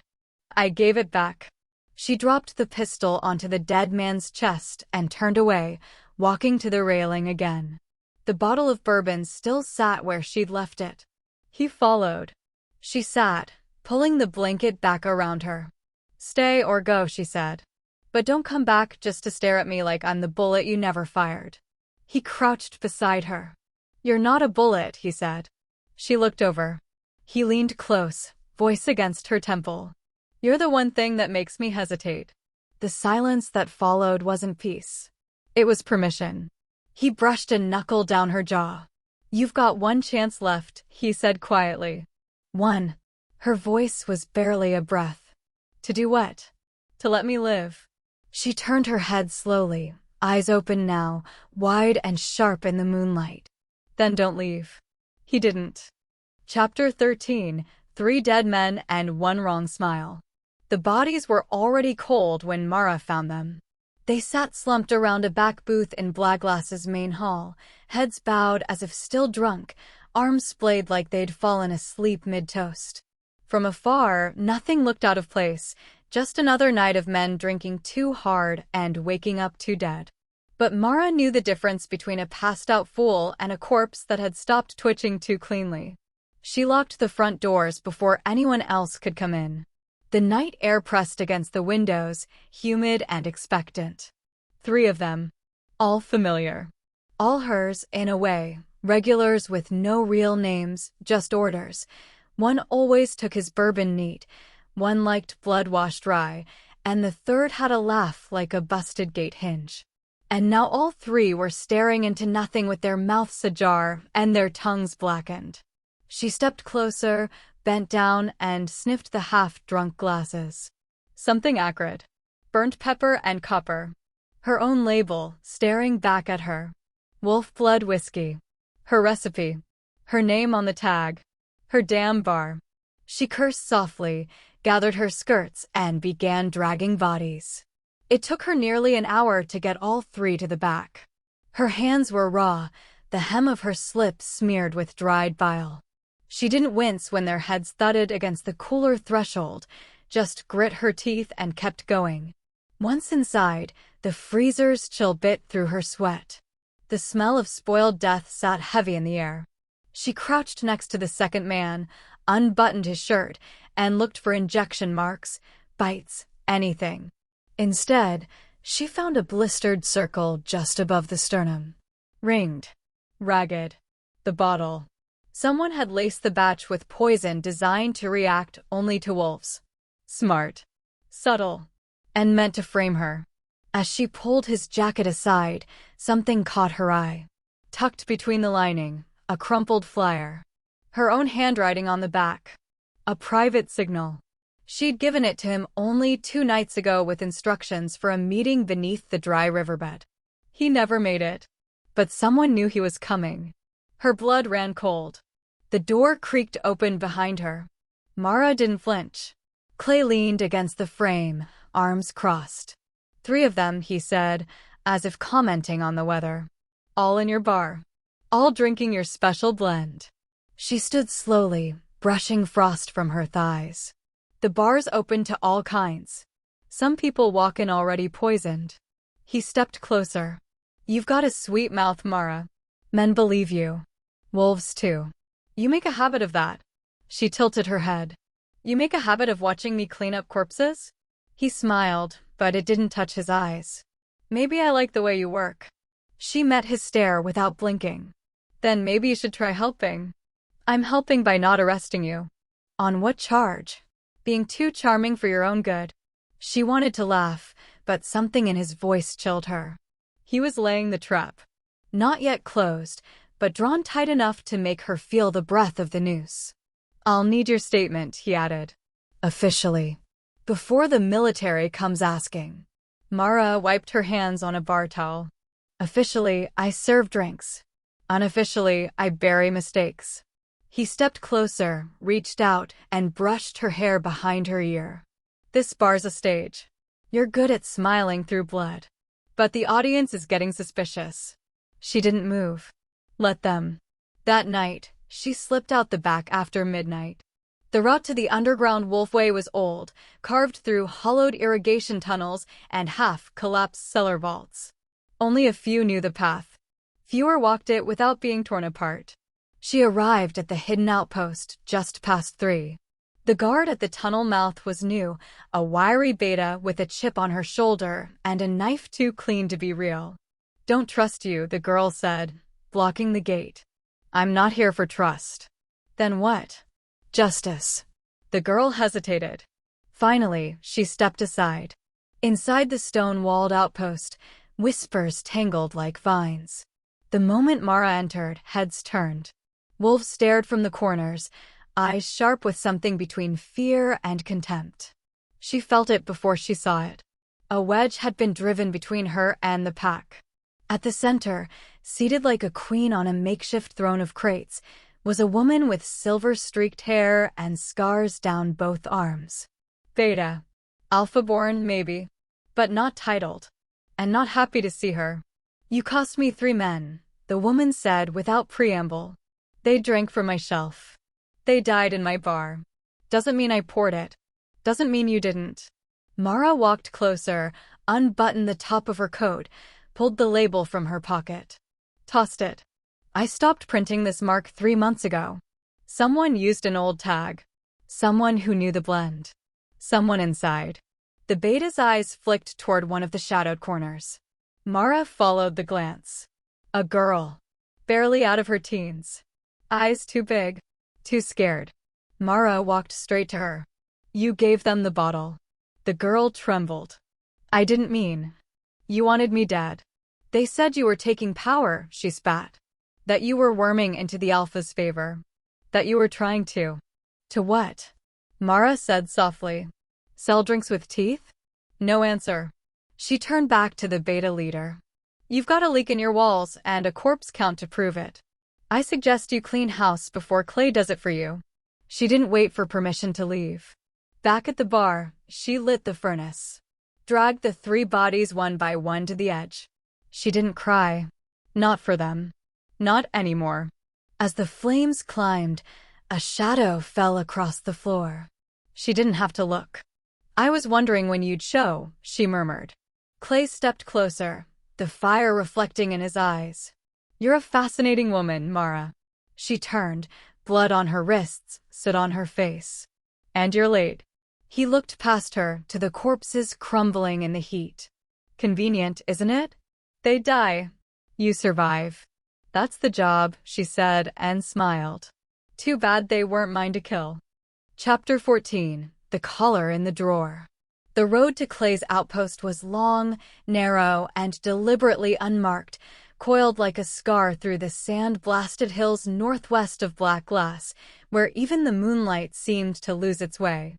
Mara sat beside him in the open-top truck, a cigarette smoldering between her fingers, boots up on the dash. The wind tugged at her hair like a warning. She didn't ask where they were going. He didn't say. They reached the structure just before dusk, an old ranger station, repurposed with military hands and Clay's personal touch. The windows were shuttered. The roofline was low, hunched like it had something to hide. Inside, the smell was wood smoke, steel polish, and his cologne. Clay poured drinks without asking. Mara accepted without thanks. They sat in silence, drinking from chipped tumblers, the distance between them not physical but thick, the kind of quiet that said this is no longer pretending. "I needed you off the radar," Clay said finally. "Too many ears in Black Glass. Too many ghosts." She smirked. "You think I'm safer alone with you? I think you're louder when you're cornered." He walked past her, pulling off his shirt with one hand, the other already at his belt. The fire in the hearth crackled to life behind him, licking shadows up his back. "You bringing me here to interrogate or seduce?" she asked, finishing her drink. "Same thing, isn't it?" he murmured, not looking back. When he kissed her, it wasn't soft. It was possessive, an assertion carved into breath. He pulled her close by the waist, then by the hair, and she let him. Her lips met his not with surrender, but with calculation. Every touch, every sigh, filed for later. He lifted her, carried her, dropped her onto the mattress like he was putting down a weapon he didn't quite know how to handle. The night unfolded in bruises and whispers. He said things she wouldn't remember. She made sounds he'd never forget. But when it was over and his arm lay heavy across her waist, Mara's eyes were wide open. The drawer beside the bed was half ajar. She slid her hand inside, slow and silent. Felt cool metal. Pulled. A collar. Not just any, custom forged silver, engraved with her name on the interior curve. And beneath it, etched in elegant Lupin script. To claim the fire, first smother it. Her pulse didn't spike. Her breath didn't falter. She just stared. The metal was cold against her fingers. She tucked it back in place as softly as she'd found it and turned toward the sleeping form beside her. Clay was beautiful when he slept, jaw unclenched, lips parted just slightly. Vulnerable in a way he never allowed while awake. Mara reached over him, trailing her fingers down his back. She kissed his shoulder, just enough to distract. Then she reached for the burner phone hidden beneath her blouse. The message she sent was short. "Move in 0300. Tunnel E, diversion route D9. Half-hour delay. Keep the boy hidden." The reply came seconds later. "You trust me now?" She didn't answer. Trust wasn't part of the plan. Survival was. She powered off the phone and shoved it into the heel of her boot. Clay stirred, fingers tightening at her hip. "You're awake. So are you." He didn't open his eyes. "You think I don't see you thinking?" "I think you want to." He rolled onto his side, pulling her flush to his chest. His voice was low, slurred with sleep, but full of steel. "You always make me wonder if I should love you or kill you." She buried her face into his neck, lips brushing his skin. "I'd be disappointed if you didn't consider both." He chuckled, kissed her temple. "You're fire, Mara. And one day, that fire's gonna burn the wrong man." She pulled back just enough to meet his gaze. "Then, let's hope you're flame-proof." Clay ran a hand down her side, over the curve of her hip, possessive. "You make it hard to remember which side you're on." "I'm always on my own." He didn't like that. She saw the flicker in his eyes. But he didn't argue. Minutes passed. He drifted again. Mara sat up, moving quietly. She reached for the drawer again, pulled the collar out. The weight of it in her hands wasn't fear. It was proof. She turned it in her fingers, then slowly brought it to her neck. Clasped it shut. The silver kissed her skin like a brand. She rose and walked to the mirror, barefoot across cold wood. Looked at herself. At the collar. At the engraved name that now circled her throat like a warning. Then she smiled. Slipped her hand into her hair. And pulled free the key she'd taken hours before. Clay murmured something behind her in his sleep. She turned, tucked the key into her bra, and climbed back into bed, the collar gleaming in the firelight. He rolled toward her, arm draping possessively over her waist. "You're mine," he mumbled. Mara laid still. Didn't answer. Because in the quiet before dawn, even ownership sounded like a bluff. Chapter 15. Her teeth, his truth. The desert had no memory for wreckage. Rust ate steel. Wind wore down glass. Vultures stripped bones, and time buried the rest. But the train that once ran silver across the ash hills still lay broken along the bend of a dried-up riverbed, its blackened carcass twisted like a creature who'd died screaming. No one came here. Not even for salvage. The metal was cursed or sacred, depending on who you asked. Tonight, it was a meeting place. And Mara Delaney walked into it alone. She moved between the rail spikes like they remembered her. Her coat was open, wind tugging at the hem of her dress, sand in her boots. She carried no gun. Just a slip of paper folded in her breast pocket and a decision she hadn't yet made. A single lantern flickered beneath the half-crushed passenger car ahead. She ducked through the split fuselage and into the mouth of the wreck. He was already waiting. Wyatt leaned against what remained of a velvet bench, arms folded, eyes like fire left too long in the cold. Behind him, the new blood of the pack milled in silence, fresh alphas and mid-ranked wolves, survivors turned generals. They didn't trust her. She could feel it in the way they stood, the way their hands didn't quite leave their weapons. But Mara's gaze didn't leave Wyatt. "Where's the convoy going?" he asked without greeting. She pulled the note from her coat and held it out. "South. They'll sweep the canyons first. You have less than 30 hours before they get too close to D9. Wyatt took the paper. Read it once. Crumpled it slowly. Then he stepped toward her. "You give me Clay's routes," he said, voice low. "But how do I know they're real?" "They'll hit their own men with this one," she said. "The arrogance in it is his." Wyatt didn't blink. "You could be sending us into an ambush." "I could. Maybe you want us to run. Burn through resources. So Clay doesn't have to finish the job himself. Maybe." He moved closer. "Maybe you're just playing both sides until one finally kills you." Mara smiled faintly. "And which one will it be?" He didn't answer. He stepped into her space, hands loose at his sides, mouth too close. She didn't move. "I want to believe you," he said. "God help me, I do." "Then do it." He leaned in. Kissed her. Not like a question. Like a demand. She kissed him back. But it wasn't soft. His teeth grazed her lower lip. Hers caught his in return. He growled low in his chest, the sound vibrating between them. And then he stilled. Pulled back a fraction. Sniffed the air. Froze. "What's on you?" he asked. Mara blinked. "What?" He grabbed her shoulders, nose brushing against her neck. "You smell like him." Realization hit. The collar. Clay's sheets. His skin still burned on hers, even after 2 showers and a bottle of bourbon. Wyatt stepped back, breathing hard. "Did you come straight from his bed?" "Wyatt, did you fuck him before you walked into this camp?" She slapped him. Hard enough to turn his face. His cheek reddened. His eyes burned brighter. "Answer me." "I came from survival," she hissed. "You think I enjoy crawling through that man's ribs to buy time for you? For this pack. You're marked. It's scent. It washes off." "No, it doesn't," he snapped. "Not from you. Not from your skin.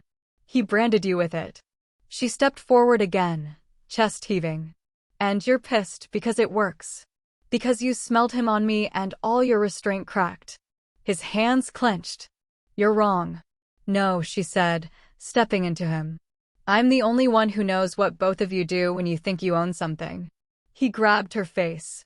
Rough. Kneading. "You want me to believe you're still ours? Then prove it." She didn't flinch. She surged up and kissed him again, harder, fiercer, biting down on his bottom lip until the taste of blood hit her tongue. He jerked back, lips split. Mara's voice dropped to a whisper. "You ever doubt me again, don't touch me." Wyatt breathed through his nose. Feral. Torn. But not gone. Behind them, the pack stirred, restless, sensing the shift in wind, in temper, in power.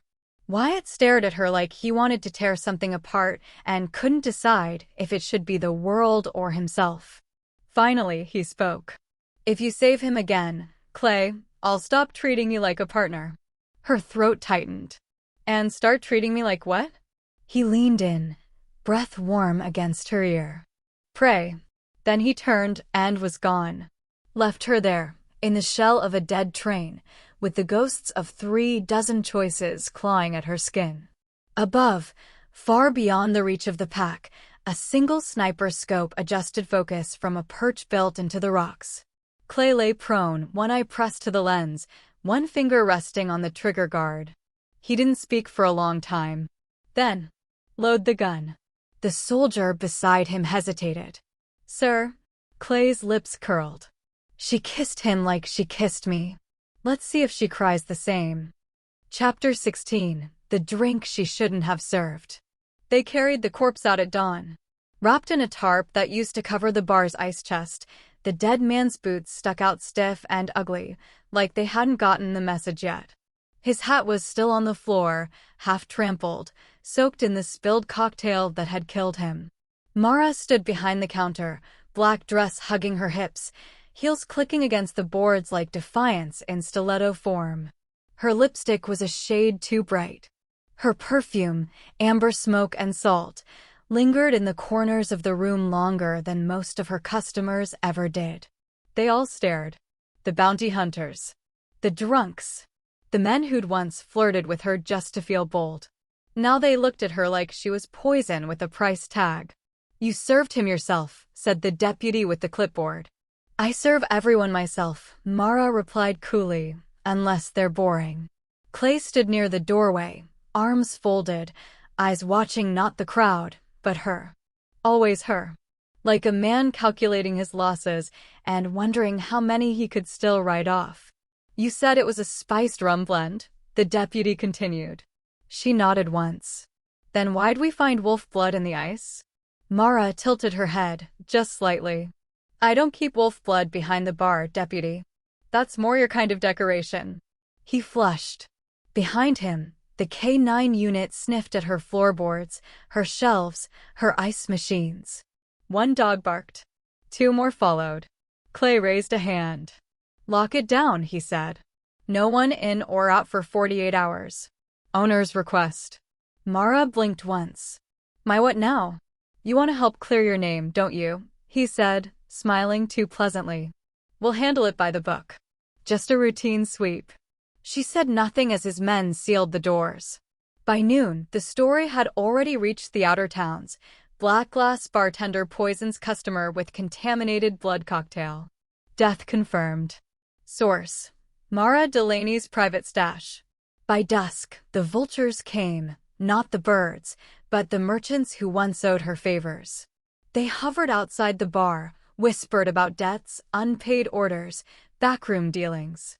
The woman they once trusted with their secrets now smelled like treason and witchcraft. Mara kept her face painted, her dress backless, her bar spotless. She walked past the body again, heels steady, and crouched to examine the sticky stain where the bounty hunter had fallen. The blood had gone black around the edges. No clotting. No fight. Fast acting. Non-human. Injected, not ingested. She stood and turned toward the mirror behind the bar, watching the reflection of her own back. "Dead men don't talk," she said, pouring herself a drink. "But they make damn fine witnesses." That night, after the second sweep, Clay appeared again. No uniform this time. Just him. Shirt sleeves rolled, collar loose. A bottle of something expensive in his hand. Peace offering, he said, setting it down. Top shelf. No strings. Mara stared at it. You don't do peace. You do leash and collar. He leaned in. I do what it takes to protect what I own. Her eyes flicked to the bottle. I'm not sure which of us you're offering that to. He smiled. You think I'd let you fall apart? I think you already did, she said softly, turning away. He didn't stop her when she walked toward the back. Didn't follow. Not this time. Mara waited until the cameras turned, then slipped into the supply cellar. The air was thick with cold and condensation. Bottles lined the shelves in neat, perfect rows, each labeled with her signature wax seal. And one that wasn't. She found it behind the vermouth. Unsealed. Recorked. Half an inch short. She sniffed. Not hers. Not even close. Her pulse didn't spike. She was past fear now. Past fury. What filled her was the slow, glacial grind of someone who had nothing left to lose but her own damn narrative. Back upstairs, the lights flickered. She stood behind the bar again, wiped off her lipstick with the back of her hand, and crouched behind the whiskey barrels. No camera angle reached this corner. No one saw her lean in close to the casks, press her forehead to the wood. I don't drink anything I didn't pour myself, she whispered. Then, quieter. And I don't trust anything that's still breathing. A smile tugged at her mouth, cruel and sweet. Let's see what story they write next. Chapter 17. The Wolf with Her Knife. They gagged her with a strip of her own bar towel. Fitting, Mara thought grimly, as the wind knifed across the sand and bit into the back of her thighs. She was dragged across the cracked shale floor of an abandoned mining tunnel, deep into the ribs of the earth where no one paid attention to echoes. The wolves didn't speak as they pulled her along. Their silence was colder than any snarl. When the blindfold was yanked off, the first thing she saw was Sarah. Not just another beta in dirty leather. Not just another alpha loyalist trying to crawl up the chain with teeth. No, this one radiated something else entirely. She sat in a rusted iron chair like it was a throne, long dark hair braided back tight, amber eyes sharp enough to bleed. Her claws weren't bared, but her voice didn't need them. You think we don't know? Sarah said. You think the blood that stains your boots hasn't made it to our den floors? Mara spat the gag out, licked her cracked lip, and lifted her chin. Would you rather I stopped hiding it? Sarah stood. You pour drinks for the men who hunt us. I pour drinks for men who pay. You let them mark you. I let them think they have. You sleep with them. I use them. Sarah's hand moved so fast Mara barely registered the strike, sharp across the face, not hard enough to break skin, but precise enough to sting with humiliation. You gave them your skin, Mara. Then you dare walk back into our shadows and ask to be trusted. Mara smiled through her teeth. You think trust ever kept anyone alive in my world? Sarah stepped forward. Then tell me right here, right now, who are you betraying? Silence. Clay, she asked. Or the wolves who bled for you? A flicker of something Mara hadn't felt in days bubbled behind her ribs. Not shame. Exhaustion. Before she could answer, the growl echoed. Not from above. Behind her. A familiar shape crashed through the mouth of the tunnel, Wyatt, soaked in sweat and desert dust, claws half drawn, rage carved into every line of his face. Let her go, he snarled, already dragging one of the guards off her with a single arm. Sarah didn't flinch. She's here because she's rotting both sides. Wyatt turned on Mara next. You came straight from Clay's den. We smelled the sheets on your jacket. And you didn't even try to hide it. I didn't have time to do laundry, Mara snapped, wrenching her arm free from one of the guards. And maybe if you wolves spent less time sniffing me and more time surviving. I trusted you. Then that's your problem, Wyatt.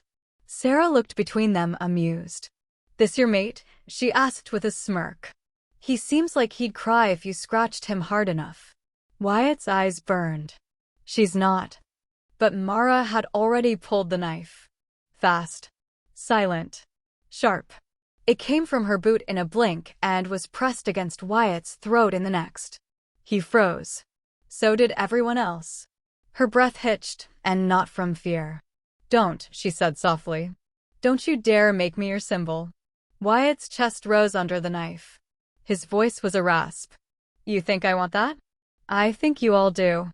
She stepped closer, blade still steady. "You want me to be your savior, your spy, your F-King sacrificial lamb." Her voice broke. "I'm not your god. I'm just someone with a bar full of empty shelves and a front door that won't open without 3 clearances now." The knife wavered, then lowered. Wyatt didn't move. Mara stepped back. Her hands trembled. Sarah watched her, unreadable. "You want out of this?" the beta said finally. "Then stay out. Don't crawl back into our tunnels with your perfume and your heartbreak." Mara turned her gaze on her. "Then stop sending boys to die at my bar." Sarah flinched, but said nothing. When they let her go, it wasn't with kindness. It was with finality. The warning hung in the air long after she left. "Next time, we won't ask questions." Mara climbed out of the mine alone. The desert swallowed her. Behind her, the wolves returned to their shadows. She reached the ridge, boots slipping on the shale, hand pressed to the knife at her side like a prayer. At the top, she paused. The sky was bleeding into pink. She looked back once and whispered, "I don't care who believes me anymore." Then, after a pause, she added, "I just hope someone still wants to buy my damn whiskey." Chapter 18, The Shot Glass Oracle. The lock clicked behind her like a verdict. Blaglass's private room had never looked so clean. No ash on the floorboards, no dried blood in the creases of the chairs. Every surface had been polished to a reflection, and the old velvet curtains drawn tight to block out the eyes of a town waiting for the scent of scandal. Mara Delaney stepped inside like it was her execution chamber. Only she was dressed for a seance. A dress of ink-black silk clung to her like spilled oil. Her hair was coiled in a loose chignon, not a strand out of place. Her throat bare. Her hands gloved in sheer lace. At the head of the table, Major Karen sat waiting. Steel gray uniform. Metals like teeth down his chest. A jaw that had never relaxed and a voice that made other men check their pulse twice before speaking. Clay stood behind him. Not in uniform tonight. No, tonight, Clay wore tailored black and a ghost of a smile. "Mara," he said softly, like he was invoking a private prayer, "thank you for agreeing to this." She said nothing as she took her place. 6 shot glasses gleamed in the center of the table. Behind them, a single decanter, the bottle unmarked, dark as river tar. Her own blend. To the unknowing, it was alcohol. To the believers, something far older. "This is the tradition," Clay said, stepping forward to address the small crowd of military officials and informants. During the Blah March trials, barkeeps like Mara were used to expose infiltrators. You see, wolves can mimic voice, bone, even scent. But not taste. Not under her hand. Karen raised one brow. "And what is she exactly?" "A seer," Clay said. "Of sorts." Mara uncorked the bottle. The scent rose first, molasses, rust, something with an edge of something almost citrus, almost blood. She poured 6 equal measures into the glasses, the liquid coating the crystal like ink spreading through water. Then she sat back. Her voice was calm, measured. "I do not choose the traitor," she said. "The liquor does." Karen's lip curled. "We're trusting instinct now?" "We're trusting fear," Clay replied. "And that fear has never been wrong."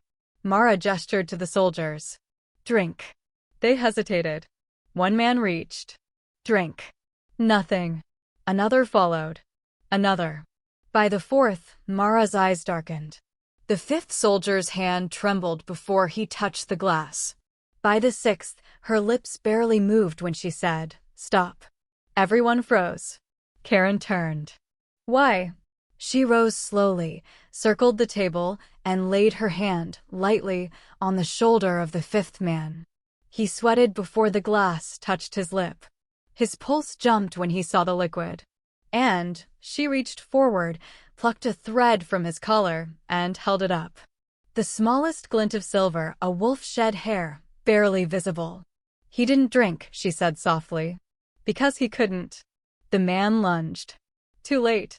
3 soldiers took him down, howls erupting from his throat as claws broke skin. Karen watched, stunned but silent.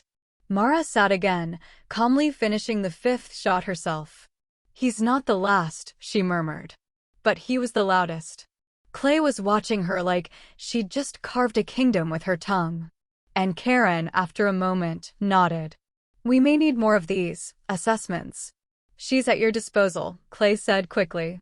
Mara met his eyes, and in hers, he saw the glint of something colder than the shot glass. Approval. Trust. Submission. Exactly what he needed to see. But beneath the table, her fingers slid something into the satchel left beside Karen's chair. A ring. Simple, worn silver. Etched with the crest of a wolf clan long thought extinct. Sarah's sigil. She never looked down. Never faltered. After the officers left and the room was once again just whiskey-scented dust and old ghosts, Clay poured her another drink. You never cease to impress me. She smiled. Not kindly. I'm a performer. You just built me a better stage. He leaned down, brushed his lips against her cheek. You could be anything, you know, he murmured. Anything I want. Her smile didn't move. I'm already what you want, she said. You just haven't figured out the cost yet. That night, once the doors were bolted and the lights dimmed, she stood behind the bar alone, polishing the shot glass she'd used to name the traitor. She held it to the lantern light, watching the dregs cling to the bottom. It hadn't been the liquor. It had never been the liquor. Just performance. Sleight of voice. A gaze that knew where to land. She whispered to the glass. I want you all to see me. I want you to believe I'm yours. Then, quieter. But you'll never know where my knife points. She downed the drink. Felt it burn, curl, settle. And when she laughed, it sounded like prophecy. Chapter 19. The Wolf Who Didn't Run. The storm hadn't broken yet, but the sky above black glass was a cracked bowl of thunder waiting to spill. Mara sat on the cliff behind the bar, where the shale dropped off into a canyon of ash and scrub brush, the lights of the military outpost just faint flickers on the horizon. She wore no coat, only a thin slip soaked from mist and sweat, bottle of salt-rubbed gin in hand. Her legs dangled over the edge like she was daring gravity to remember her name. The paper in her lap trembled in the wind. Not from the gusts, but from what it held. Clay's March map. Or at least one of them. She'd memorized the real one 3 nights ago. What she held now was an imitation, carefully forged in her own hand with just enough errors to mislead, but not enough to expose her. She could hand it off. She could live. Or she could be torn apart as a traitor to both sides. Behind her, boots crunched gravel. She didn't turn. You came, she said, voice raw. Wyatt crouched a few feet away, his jacket drawn up, jaw unshaven, eyes heavy with something that wasn't just exhaustion. They gave you the ultimatum. Deliver the map or die unburied, she said, raising the bottle in a toast to the void. Sarah's nothing if not poetic. He said nothing. She took a long swig and hissed as it burned down her throat. I could give it to them. Let them run in circles while Clay hammers sand dunes and calls it justice. You won't. She turned sharply. What do you mean I won't? Wyatt met her gaze without blinking. Because you care too much. Even when it breaks you. Mara laughed bitterly. You're the only man I know who accuses me of compassion like it's treason. It is, if it kills people. Is that what you think this is? She stood, eyes burning. You think I'm trying to get everyone killed? I think you're still trying to save both sides. He rose, too, his voice edged now. And you can't. She shoved the bottle into his chest. Then what should I do, huh? Let them burn? Let Clay walk in and salt the ground because you refuse to run. I'm not running. You're damn right you're not, she shouted. You're standing there, waiting to die noble and tragic so no one has to say you tried something messy. Lightning flared far in the distance. Wyatt's fists clenched. If I die, it won't be because of your map. I won't let you carry that weight. Don't you put that on me." She stalked toward him. "You think I haven't already carried it? You think I didn't hear every scream when Clay cleared the hollow? You think I sleep without their names carved into my ribs? Then stop bleeding for them." "I'm bleeding for you," she screamed, voice cracking. "You want to live, but you don't want me to choose the one path that might keep you breathing. I want you to choose you. I don't even know what that means anymore." Rain finally broke above them, hard and sudden. Cold drops like glass shattering against hot skin. Mara stood soaked, trembling. And then, he kissed her. Not soft. Not sweet. It was the kind of kiss that tasted like ash and fury and 2 years of things unsaid. Her hands gripped his jacket, fingers clawing at the lapels like she could pull answers from his chest. She bit his lip. He bit back. They stumbled against the rock wall, gasping between half words and half regrets. Then she tore away, panting. "Don't make me choose between you and survival." His voice was low. "I'm not." "Yes, you are," she sobbed. "You stand there and say don't lie, don't betray, don't get my hands dirty, but if I die clean, what the hell was the point?" Silence. Then, quietly, "You're the only thing that ever made any of this worth it." She covered her mouth. "I don't want to be." He stepped back. "But you are." She stared down at the forged map, still clutched in her hand. "I'll give them this," she whispered. "It's wrong, just enough to slow them down. They won't know until it's too late." He nodded once, jaw set. "I'll stay close. Watch the fallout. Keep them alive. And if it backfires? Then I die for my pack." Her voice cracked. "You're too calm about that." "I'm not calm," he said. "I'm already mourning." The bottle rolled from the cliff, tumbling into nothing. They didn't notice. That night, she curled into him beneath the shallow overhang of rock and pine, his body heat the only fire she still trusted. Rain tapped on stone above, and her fingers curled around his shirt like she was still afraid he might disappear. He held her without asking. She whispered into his chest, "I'm tired of being right." He said nothing. At dawn, she woke alone. Only the map remained. And beside it, nestled on the folds of her coat, a broken silver pendant. A wolf's claw, split down the center. She stared at it until her hands stopped shaking. Then she stood and started walking. Chapter 20. The deal she shouldn't have signed. The contract smelled like blood and wood smoke. It wasn't parchment, not technically, but the heavy pressed fiber and embedded watermark made it feel like something older than law. The ink gleamed faintly, midnight blue under the flickering chandelier light of Blaglass's back room, the room Clay had once let no one but her inside. Now it held Karen. And witnesses. And a binding clause that might as well have been a leash. Mara sat at the carved oak table, legs crossed beneath a slit skirt of deep red satin. She'd painted her lips dark. Not because it made her brave, but because it matched the wine in the decanter and distracted from the fire behind her eyes. Clay leaned over her shoulder, one hand braced on the chair back, the other casually flipping through the pages. "It's standard," he said smoothly.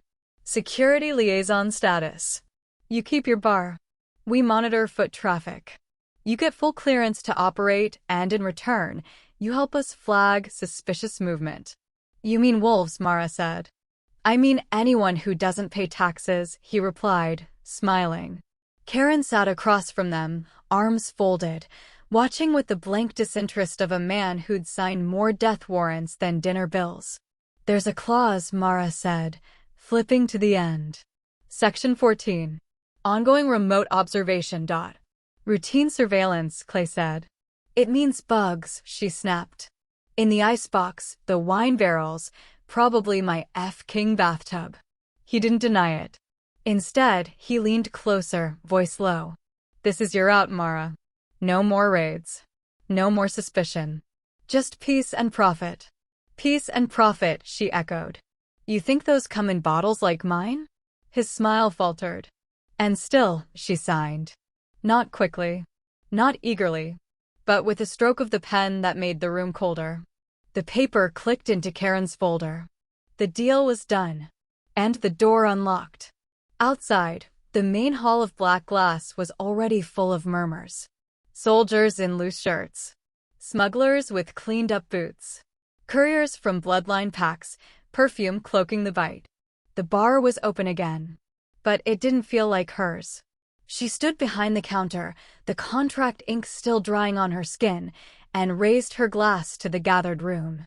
"Tonight," she said, "we pour for the living, the dead, and the ones who haven't decided yet." Laughter. But her hand didn't leave the shotgun beneath the bar. The new festival, Resanctification Night, they called it, wasn't in any town ledger. But word spread faster than fire. And by sunset, the auction was in full swing. Bottles passed in shadowy corners. Names exchanged for vintages that didn't exist. Whiskey with blood undertones. Absinthe aged in bone. And one bottle, sealed in obsidian glass, sat alone behind her.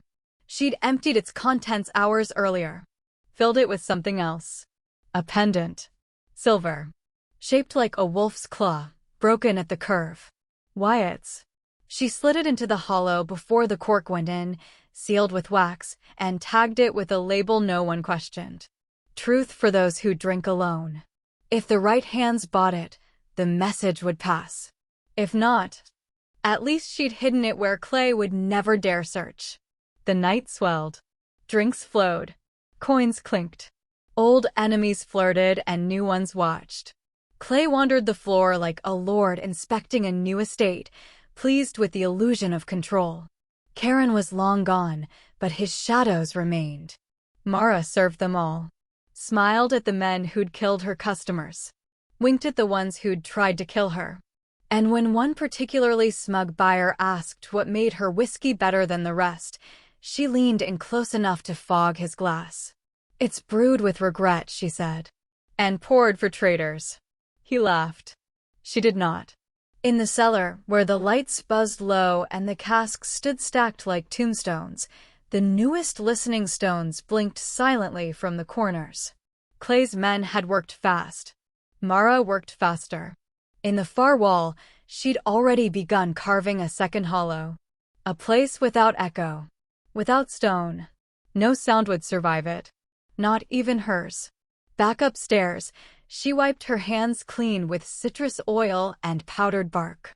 Covered the smell of guilt with perfume so thick it could smother memory. "Another round?" she called. The crowd roared approval. She poured. And when she lifted her own glass last, the smile was painted, but the eyes, God, the eyes were volcanic. "Drink now," she said. "Tomorrow, you might not have mouths." She didn't flinch when no one laughed.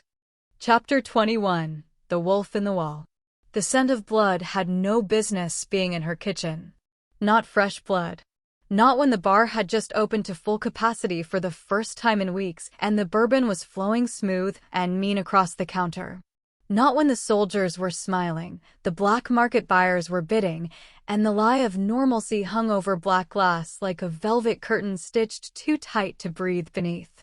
But Mara Delaney knew blood. She knew when it was fresh and when it was hiding. She slipped past the last of the banquet trays, through the swinging back door, and into the chill of the kitchen. The light above the wine wall flickered once.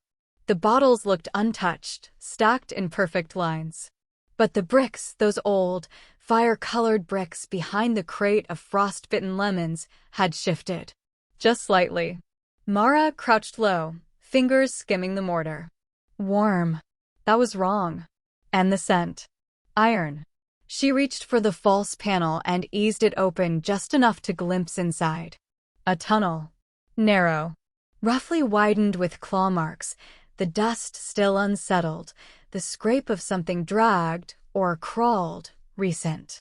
And on the inside lip of the opening, a smear of blood. Still wet. Her throat tightened. She pressed her palm against it. Not much. But not human either. Before she could slip further in, the front door banged open. "Mara." Clay's voice, impatient and close. She snapped the panel shut, wiped her hand on the hem of her skirt, and rose as the kitchen door burst open. Clay stepped in with the purposeful gait of a man walking his own gallows. Behind him came a stranger. Tall. Severe. Eyes like dark coinage. Juno. She'd heard of him, sometimes whispered as a myth among Black Zone cleanup crews. The one you brought in when you wanted answers and silence. A specialist in exposure and extraction. The kind of man who used scalpels more often than guns. Mara, Clay said with a strained smile. I brought someone to see your foundations. I wasn't aware we were doing renovations, she replied sweetly.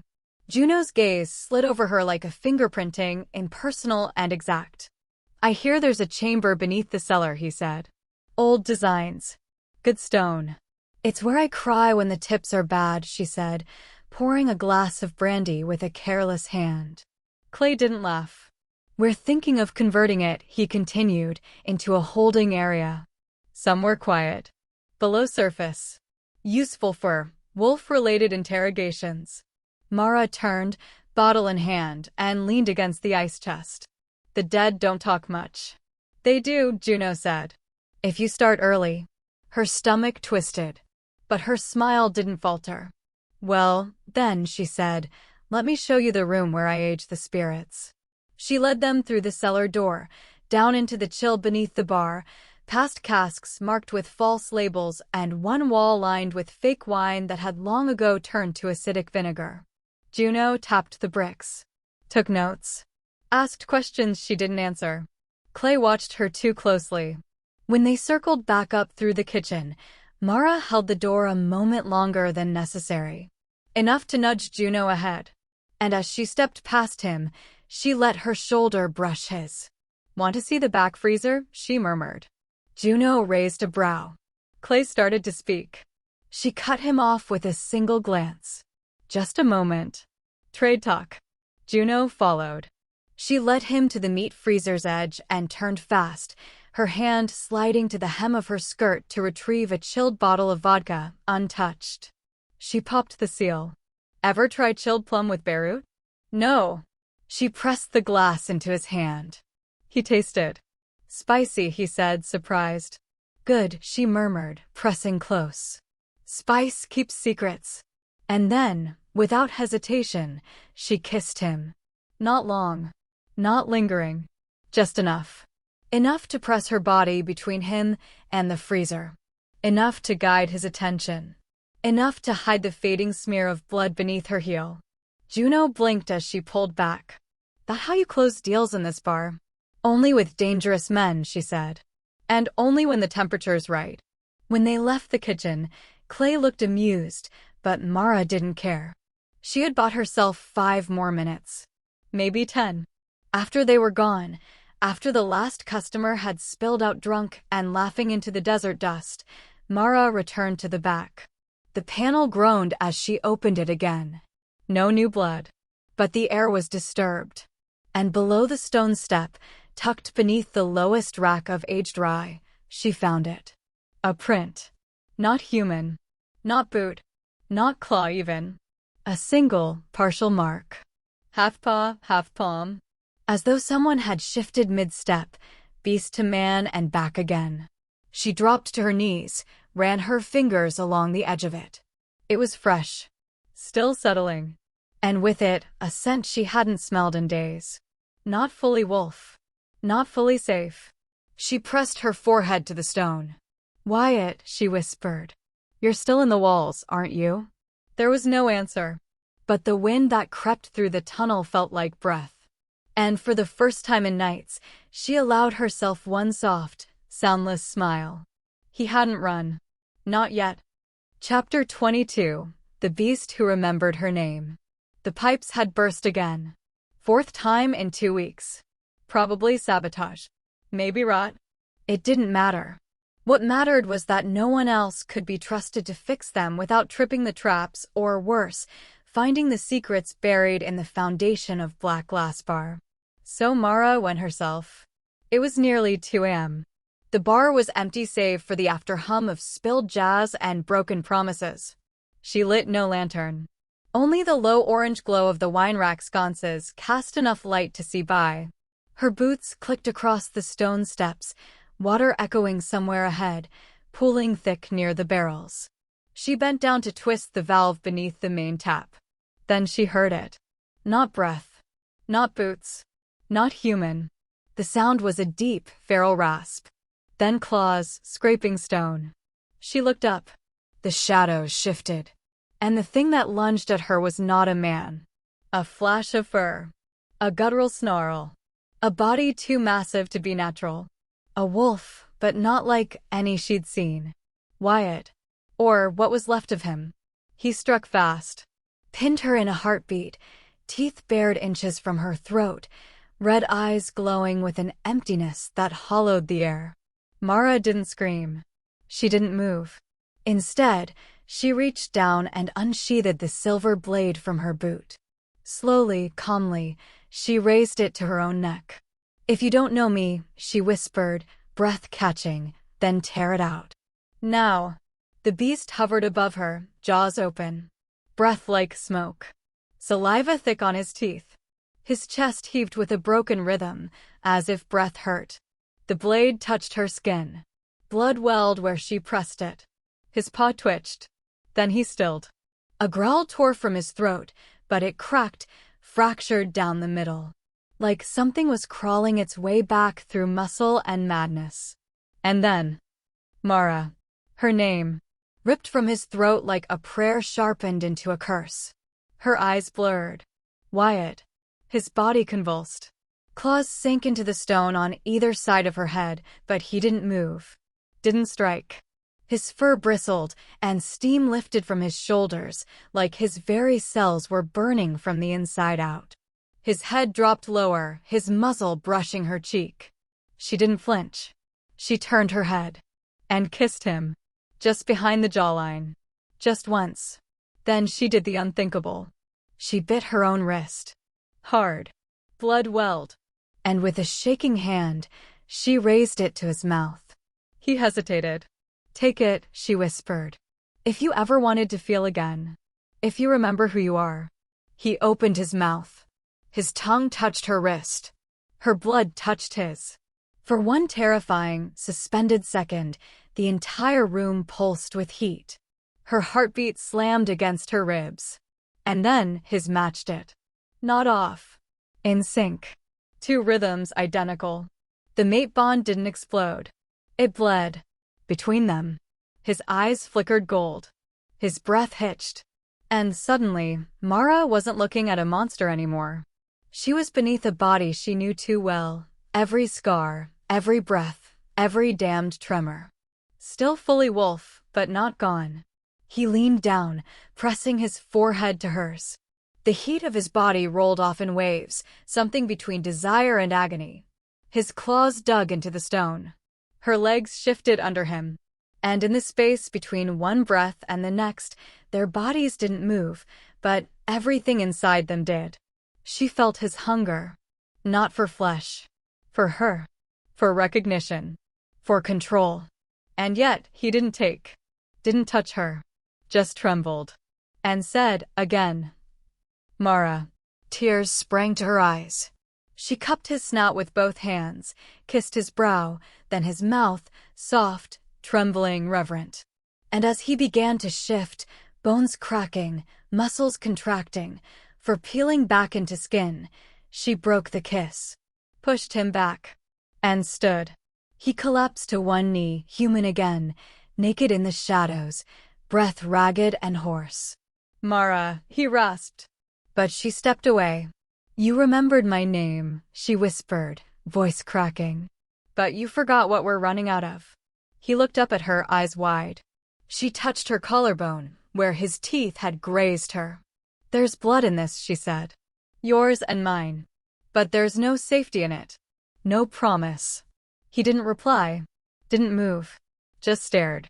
And then, slowly, almost ashamed, he turned. And left. No words. No plea.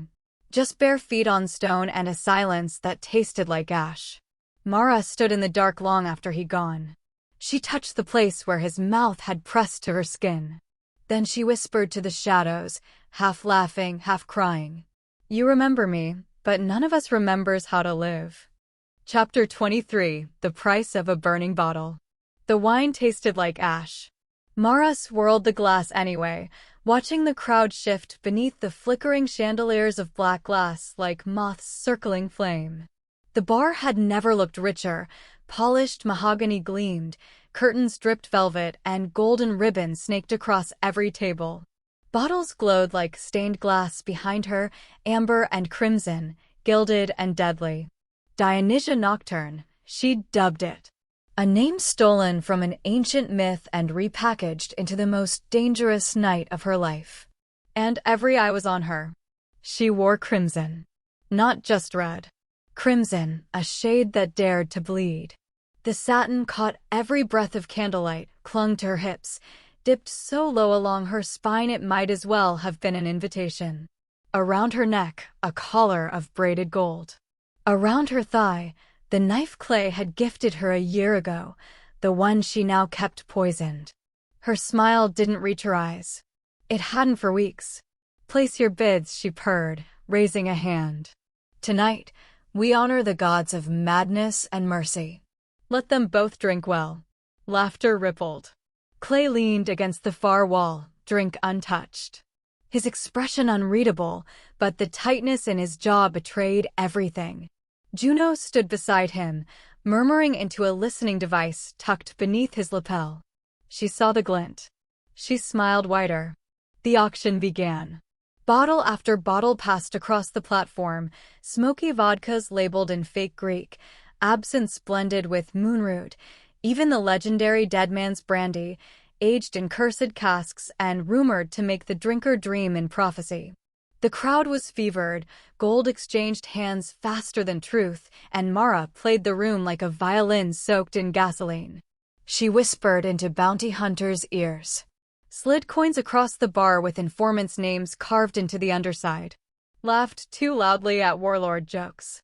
Kissed one smuggler on the mouth just to steal back a surveillance pebble hidden in her corset hem. Every move was a misdirection. Every smile a shield. Then came the bottle. Unassuming. Amber glass, wax sealed.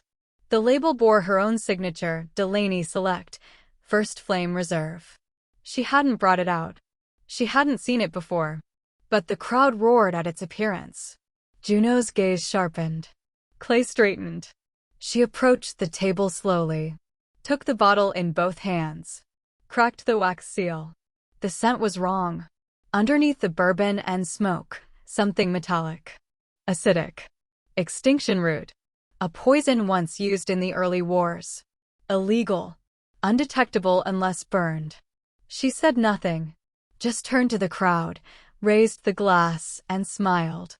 One shot, she said, for the god of risks. Whispers. Clay stepped forward. Mara. She cut him off. A challenge. If my bottle burns clean, the highest bidder takes it. If not, she shrugged, you may arrest me for treason. Fair. Juno's face darkened. We need to test that bottle. No, her voice sliced the room. You've already bugged my floorboards, tapped my cellar, and fingerprinted my barrels. Let me serve just one drink without your leash. No one spoke. She uncorked the bottle. Poured a shot. Held it to her lips. The scent curled up her nose. Wrong, wrong. Damn them. Someone had tampered. Someone had slipped it into her auction like a guillotine disguised as perfume. Her hand didn't shake. She lifted the glass. To the ones we toast and the ones we betray, she said. And drink. Gasps. Clay moved. Juno reached. But she slammed the glass down empty. Then smiled. I'll be fine, she said. If no one else drinks it. Juno grabbed the bottle, sniffed, muttered something in his calm. Clay stood in front of her now. His voice low. Cold. Where did you get it? I didn't. Then someone used your name. She held his gaze. Someone always does. You could have died. Maybe I meant to. The words slipped out too easily. He went still. Mara. But she turned away. To the crowd. To those who paid for poison, she said, "and those who profit from pretending it's wine, thank you for coming. Get out." They left. Not all at once, but fast. Soon only the hum of panic remained. Juno didn't argue when Clay dismissed him. He took the bottle, the calm, the whispers, and vanished. Clay didn't leave. He just stood by the bar, watching her pour herself another drink. "You want to explain what the hell that was?" "I wanted to see who'd flinch first," she said. "And?" "I did." He looked at her like he didn't recognize her. She didn't care. Not anymore. After he left, she cleaned the glass herself. Hand steady. Dress wrinkled with sweat and adrenaline. The room smelled of burnt sugar and betrayal. She stood at the center of her stage, utterly alone. Then she turned toward the empty corner booth. The one Wyatt used to watch her from, back when he was more man than shadow. She raised her glass toward it. Voice soft. "Breaking. If you come," she whispered, "I'll drink with you." Silence. No footsteps. No scent. She downed the shot, slammed it hard enough to crack the wood, and whispered, "If you don't." Her voice shattered. "I'll die drinking without you." Chapter 24. The Man Who Lit the Moonfire. The desert didn't whisper at night. It hissed. Wind slithered between the jagged pillars of the moonfire stone forest, each blade of rock shimmering faintly with trapped phosphorescence, like ghosts pressed beneath obsidian glass. Here, the sand didn't shift like dunes, it stood still, like the land was holding its breath. And Mara Delaney walked into it alone. Her dress was black this time. No crimson, no gold. A war widow's cut, clinging to her hips like ash. Her boots were cracked with soot. Her flask empty before she reached the first row of stones. But her stride never slowed. Not even when the scent of wolves thickened around her. Not even when Sarah stepped from the shadows, moonlight catching the edge of a silver-ringed blade at her side. "You're late," Sarah said. Mara tilted her head. "I brought the map." "Another fake?" Mara held up the parchment. "Close enough to get you 10 miles. Far enough to keep Clay blind." Sarah didn't take it. "You're not one of us anymore." "I never was. You drank with us. I poured for everyone. You let our boys bleed on your floors. And I buried them myself." Sarah's jaw tightened. Mara stepped closer, holding the map out between them like a peace offering that neither of them could afford to take. "I'm not asking for trust," she said. "I'm asking for survival. Yours. Mine. Whatever's left of it." The wind picked up. Somewhere far behind them, something clicked. Mara stiffened. Sarah's eyes narrowed. "What was that?" Mara didn't answer. The explosion answered for her.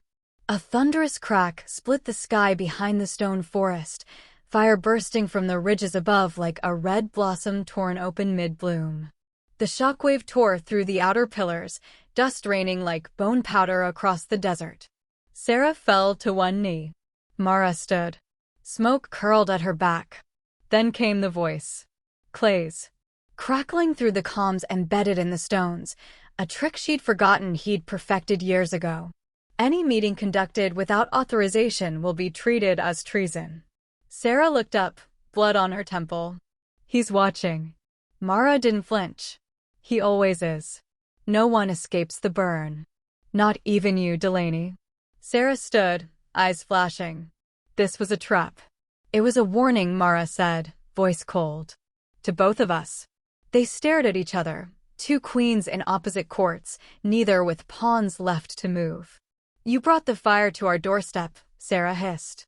"No," Mara said, taking a long breath, the scent of sulfur sharp in her throat. "I was always the fire." She turned, walked into the spreading blaze behind her, boots kicking up sparks. Sarah didn't call her back. Didn't follow. The stone forest burned slow, like something ancient being reminded it could still bleed.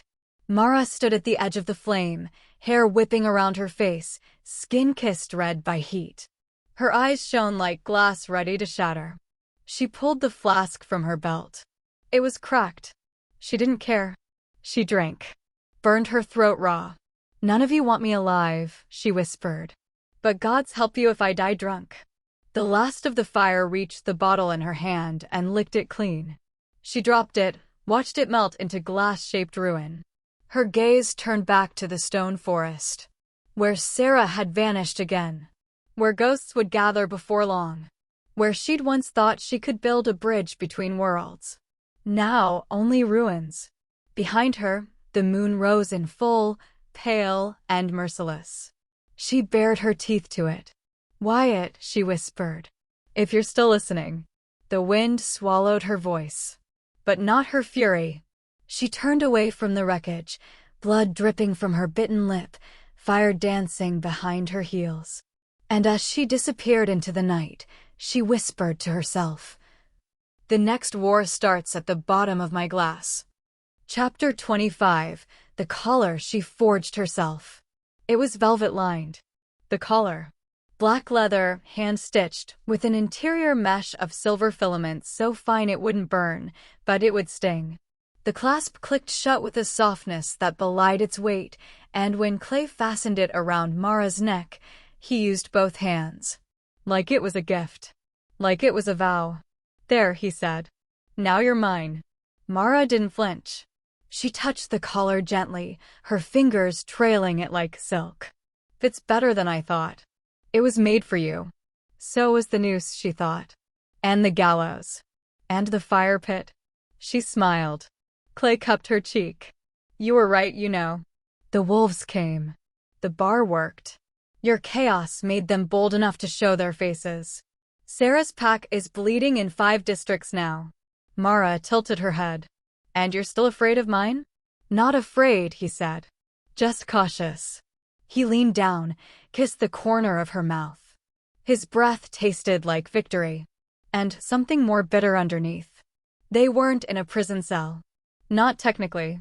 Clay's protection room was made of dark wood and antique chairs. There were no windows, but the low lights made the whiskey bottles gleam like stained glass. He poured her a drink she didn't ask for, sat beside her on the leather couch, and pressed his thigh to hers. "You could have been safe in this," he murmured. "If you'd stopped lying sooner." "Do you think I liked being chased?" she asked, sipping the amber liquid. "I would have married boredom if it looked like you 20 years ago." He chuckled, pleased. She pressed closer, her cheek against his shoulder. "You still don't trust me," she whispered. "I trust you," he said. "With limits. You know I'd never betray you without a toast first." "I know you're not stupid," he said. She smiled into his skin and slipped her hand beneath the hem of his shirt. Not to seduce. To steal. The key sat against the inside of his waistband, magnetic sealed to a clasp on his belt. A backup, likely meant for emergencies. But Mara had kissed men for less. Slit throats for less. She kissed him again now, slow, wine-heavy, one hand tangled in his shirt, the other palming the key with delicate precision. "Do you want to know what I dreamed?" she whispered. "What?" "That I was a bottle. Corked, dusty. Just waiting to be opened." Clay chuckled again. "And did I drink you?" "No," she said. "You shelved me. Labeled me. But someone else knocked me over." His hand gripped her waist, possessive. "Tell me who."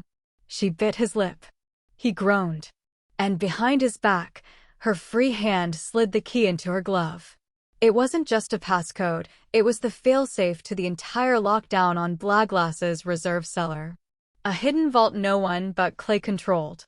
And in it, files, ledgers, weapon manifests, shipment logs, routes. And the final shipment. The one she'd marked for burn. If she could get to it. Clay stood, adjusting his shirt, voice thick with ego and adrenaline. "I should finish the calls. The east corridors go down tomorrow. By dawn, your bar's flow will be dust." She rose too, smiling. "You'll need a drink to celebrate." He glanced back, amused. "You always know what to say." She watched him disappear into the adjoining room. Then moved. Fast. Out the door. Through the hall. Down the hidden stairwell masked behind the curtain in the sitting room. Every step precise, every corner passed like it might explode beneath her feet. At the vault door, she inserted the key. The lock blinked green. She stepped inside. The heat hit first. She'd wired the room earlier, during one of Clay's briefings. No one had noticed. No one cared what the pretty bartender touched. Now, the igniter waited. A single glass switch. She approached the final crate, the one marked Lot 87, Ember Spirits, and kissed the label. Burn pretty. She flipped the switch. The blue spark surged. The room caught. She ran. Back up. Past the velvet. Past the old whiskey ghosts and the walls that had heard too many lies. Behind her, the fire surged. She reached the edge of the hall just as the floor rumbled with the first detonation. Glass exploded. Flames licked the corridor. And in the center of it, he stood. Wyatt. Not wolf. Not beast. Just a man made of smoke and blood and bone. You're late, she said, panting, throat raw. His voice rasped like thunder soaked in ash. I didn't drink your bar dry, he said, but I've been drunk since I left. She stepped toward him. You came. He stared at her collar. At the soot on her cheeks. At the matchbox still smoking in her hand. I heard the bottle break. She reached for him. Good, she said. Because now we burn. He took her hand. And together, they turned to face the fire. Chapter 26, The Bed Where They Chose War. The door didn't creak when it opened. Wyatt Crowe never made a sound unless he meant to, but the blood, that couldn't be quiet. It left a trail along Mara's floorboards, soaking into the old pine like a curse, like a promise. She didn't flinch when she saw him. Just set the glass down on her vanity and turned slowly to face the man bleeding in her doorway. No words. He didn't need them. He shrugged off his coat, torn, scorched, crusted with soot and silver dust, and tossed something onto her bed. She didn't have to ask what it was. The map. Or what was left of it. Military standard. High command routes. Checkpoints. Burned paths. Shredded in 100 places. Some parts stained with blood. Who saw you? She asked, walking to him. He didn't answer. She took his silence like a confession. And still, she touched him. Pulled him gently to sit on the edge of the mattress, the map crumpling beneath his weight. His shirt was half ripped already, the gash across his ribs still weeping red. You're not healing, she murmured. They used salt-coated rounds. Of course they had. She knelt between his legs, fetched a rag and whiskey from the drawer, and started wiping the blood. Not fast. Not mechanical. With care. His breath hitched as her fingers brushed the tender edge of the wound. She looked up at him. You're lucky they missed your heart. He looked down at her. Did they? The tension cracked like flint. She slipped her hand under his waistband to lift the cloth wrapping the lower wound. Her fingers moved with a practiced ease, press, trace clean. But there was nothing clinical about it. When her knuckles brushed the line of his hip bone, he didn't stop her. Stop hiding, she whispered. I'm too tired to mourn you. He grabbed her wrist. I'm not hiding. Then why do you only show up when you're bleeding? Because you only believe me when I hurt. She pulled her hand away and stood. You think this is about belief? Her voice was low, sharp, wine slick with fury. I've given up my bar, my blood, and my sanity just to keep you from being hunted like a dog, and you think I'm here wondering if you're honest? He stood too close. I think you'd rather kill me than love me. Don't tempt me. I already did, he said, voice a growl. I'm still here. Mara grabbed his collar. He didn't resist. Their mouths crashed, teeth and tongue and breathless rage. She pushed him back onto the mattress, climbed into his lap, their bodies colliding like magnets dipped in gasoline. The kiss broke only long enough for her to pull his shirt over his head, then hers. Their skin met, heat to heat, scar to scar. Is this what you want? She breathed against his neck. No, he said. It's what I can't stop wanting. He kissed her like he needed to devour her just to survive the night. Hands in her hair, her thighs, her ribs where the world had made her brittle. She responded with a hunger born of weeks spent choking on lies. They tangled. Fought. clutched at each other like ruin. He pulled away once, panting. This is a mistake. She kissed the corner of his mouth, tasting blood. Then dying it. He flipped her over, pinned her wrists above her head. Their bodies moved with a kind of rhythm that came only from pain, only from bond, only from the kind of longing that felt closer to bleeding than pleasure. She cried out once, not from hurt, but from something far more dangerous, relief. Halfway through, he froze. His breath ghosted over her ear. If I stay, you burn. And if I go? She reached up, held his jaw in both hands. You burn somewhere else. They didn't stop. They didn't speak again until after. She lay curled beside him, skin still damp, breath slowing. He looked at her like she was the only honest lie left in the world. I'm not your happy ending, he said. I don't read happy stories, she whispered. And then, the world broke. A crash outside. Then a voice. Amplified.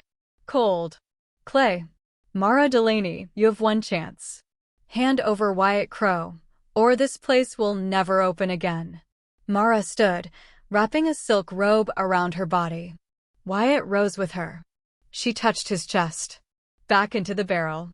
He grabbed her wrist. No. She shoved him gently toward the closet. They'll tear this place apart. I won't let them touch you. She smiled. A sad, sharp thing. You already did. She opened the trap door behind the armoire, revealed the aging barrel stamped with the moonburn seal. He stared. You kept it. I keep everything that hurts. He climbed in without another word. She closed the lid. Redressed. Painted her lips again, deep garnet. Walked downstairs. The bar was surrounded. Clay stood at the door, flanked by guards, eyes colder than she'd ever seen. You look like hell, he said.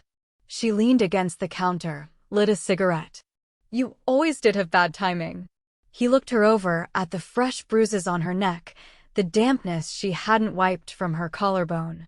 You're bleeding affection for a dead man, he said. Better than bleeding loyalty to a coward. He stepped forward. She uncorked the bottle on the bar. Moonburn. Her own mix. Her own label. She poured one glass. Held it up. To the end of good taste, she said. And the beginning of worse decisions. Clay didn't smile. You're not going to win this.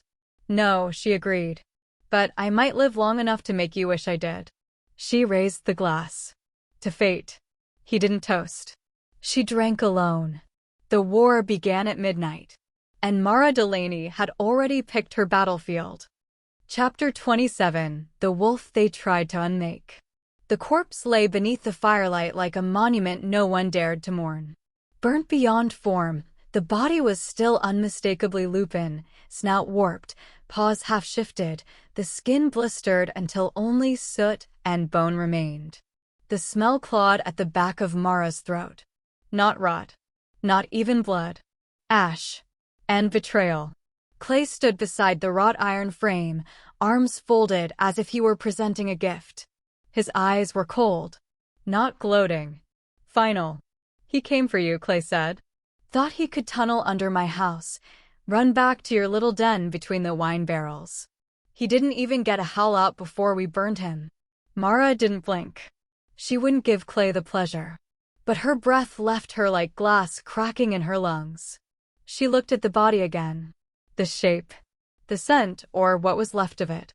Her knees nearly buckled. Instead, she smiled. A razor-thin thing. You're desperate, Clay. He raised a brow. Why do you say that? Because you always lie better than this. He chuckled, stepping close. Mara, you're too clever to be sentimental. I know you don't believe in saviors. Not anymore. He held something up. A collar. This one was nothing like the velvet-lined charade he'd once locked around her throat in flirtation and control. This was cold steel, laced with threading too thin to see, but sharp enough to scrape the mind raw. A neural tether. Once locked, it wouldn't just monitor her, it would bind her. Thoughts, instincts, pain thresholds. This is the real one, he said. The one that makes sure you don't just smile and betray me later. I always smile when I betray you, she said. He smiled too, but the charm had burned out of it.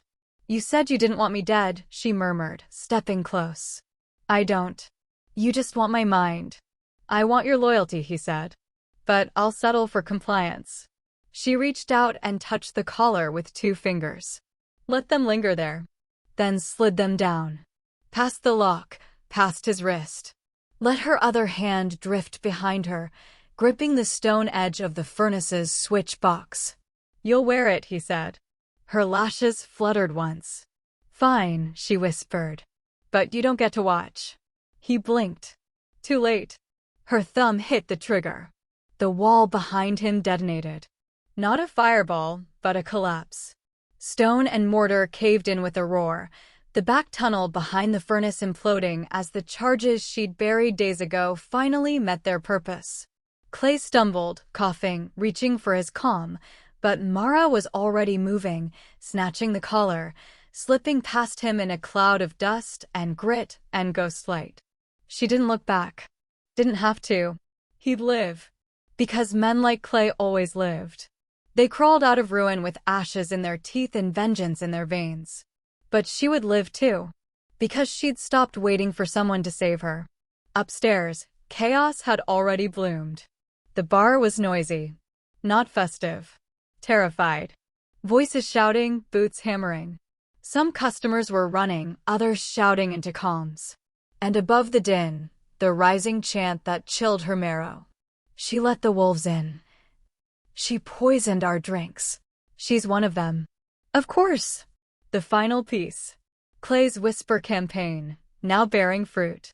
Mara stepped behind the counter. Her hands were bloody. Her hair singed.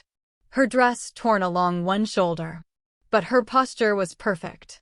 She reached for the tall glass decanter, Moonburn, the one she'd never served, never sold. The one she'd made only for the end. She uncorked it and began pouring, one glass after another. Dozens. Row upon row across the counter. Someone shouted, "You're insane." She didn't answer. She kept pouring. Only when the last glass was full did she speak. Her voice wasn't raised. But the room stilled anyway. "Tonight," she said, "nobody pays." Murmurs. "Not because I'm feeling generous," she continued, lips twisting. "But because you've already paid. All of you. With silence. With cowardice. With every toast you raised while this place became a slaughterhouse disguised as a sanctuary." A man tried to speak. She cut him off. "Drink," she said. "Or don't." "I don't care anymore." Her eyes flicked to the window. The fire in the distant hills was no longer distant. It was coming. Like every war. Like every secret. The door burst open. Wind and heat and flame and him. Wyatt. Not bleeding this time. Not limping. Just walking. Straight through the smoke, like he'd been carved from it. Their eyes met. He stopped.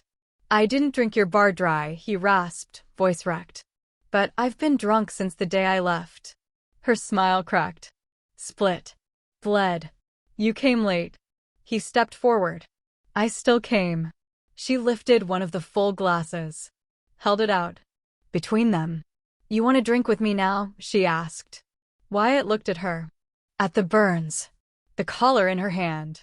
The blood on her dress. Then he took the glass. And drank.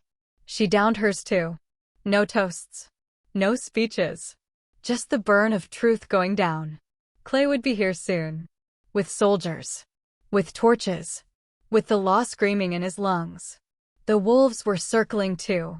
And Mara Delaney, former bartender, current trader, future corpse or queen, stood between 2 armies. And didn't flinch. Chapter 28, The Last Pour Before the Fire. The chandeliers burned like hanging suns. Each flame a memory. Each flicker a farewell. Mara lit them herself, walking barefoot across the lacquered wood of her bar with a matchstick gripped between 2 fingers and a dress stitched from smoke and silk. Black glass had never looked more beautiful. Nor more doomed. She moved from table to table, touching the backs of chairs as if they were ghosts, setting the glasses just so, crystal, rimmed in salt, kissed with ash. One for every regular, every liar, every lover, every name she once whispered in the lull between last call and closing time. She filled them all. Not with bourbon, not with wine, with a blend no one else had dared to taste, wolf blood and silver dust. A sacrament. A sentence. Her final pour. Outside, the army had arrived. Clay stood at the head, the torchlight of 50 men stretching behind him like the spine of a serpent. His coat was crisp, his boots polished, his gun holstered low on his hip, not for speed, but for statement. "Mara Delaney," he called, voice amplified through an arcane speaker that made her name echo like a curse across the bar's facade. "This is your last invitation. Open the door." She didn't answer. Instead, she climbed the bar, skirts trailing behind her like the tail of a comet. She picked up a single glass, the one at the center, rimmed in black salt, labeled with a symbol only Wyatt would know. She drank. It scorched. It healed. It tore. And when the burn reached her stomach, she turned to the door and said, calmly, "You want me bait? Fine. Watch me burn with the hook still in my mouth." Clay didn't move. He didn't have to. From the rooftop above, a shadow shifted. Wyatt. She didn't look up. She didn't need to. She could feel him there, his weight pressing into the tiles, his silence sharper than any howl. He didn't say her name. Didn't leap to stop the war before it started. Because he knew what she knew. The wolves weren't coming to save her. They were coming to bury her. They'd chosen the bar as the site of detonation. A poetic end, they'd said. The bar that held both pack secrets and betrayal would be erased with the rest of the lies. Wyatt hadn't told her. But she saw it in his eyes now. And still, she didn't stop him. She reached behind the counter, flipped the latch beneath the third drawer, pulled the lever. The one hidden in the bones of an old whiskey barrel long gone to rot. Beneath her feet, the firewell array hissed to life. The entire substructure of black glass began to hum, a deep, oil-fed growl, pulsing like a heartbeat beneath the floorboards. She'd designed it herself. A bartender's last trick. Upstairs, the chandelier flames danced higher. Outside, the soldiers advanced. Clay stepped forward alone, gun drawn now, eyes on the front door. "You never knew how to quit," he said. "And you never knew how to drink," Mara replied. He raised his weapon. She stepped forward, raising her glass in mock salute. "You can collar me, Clay. Chain me. Threaten me. Kill me."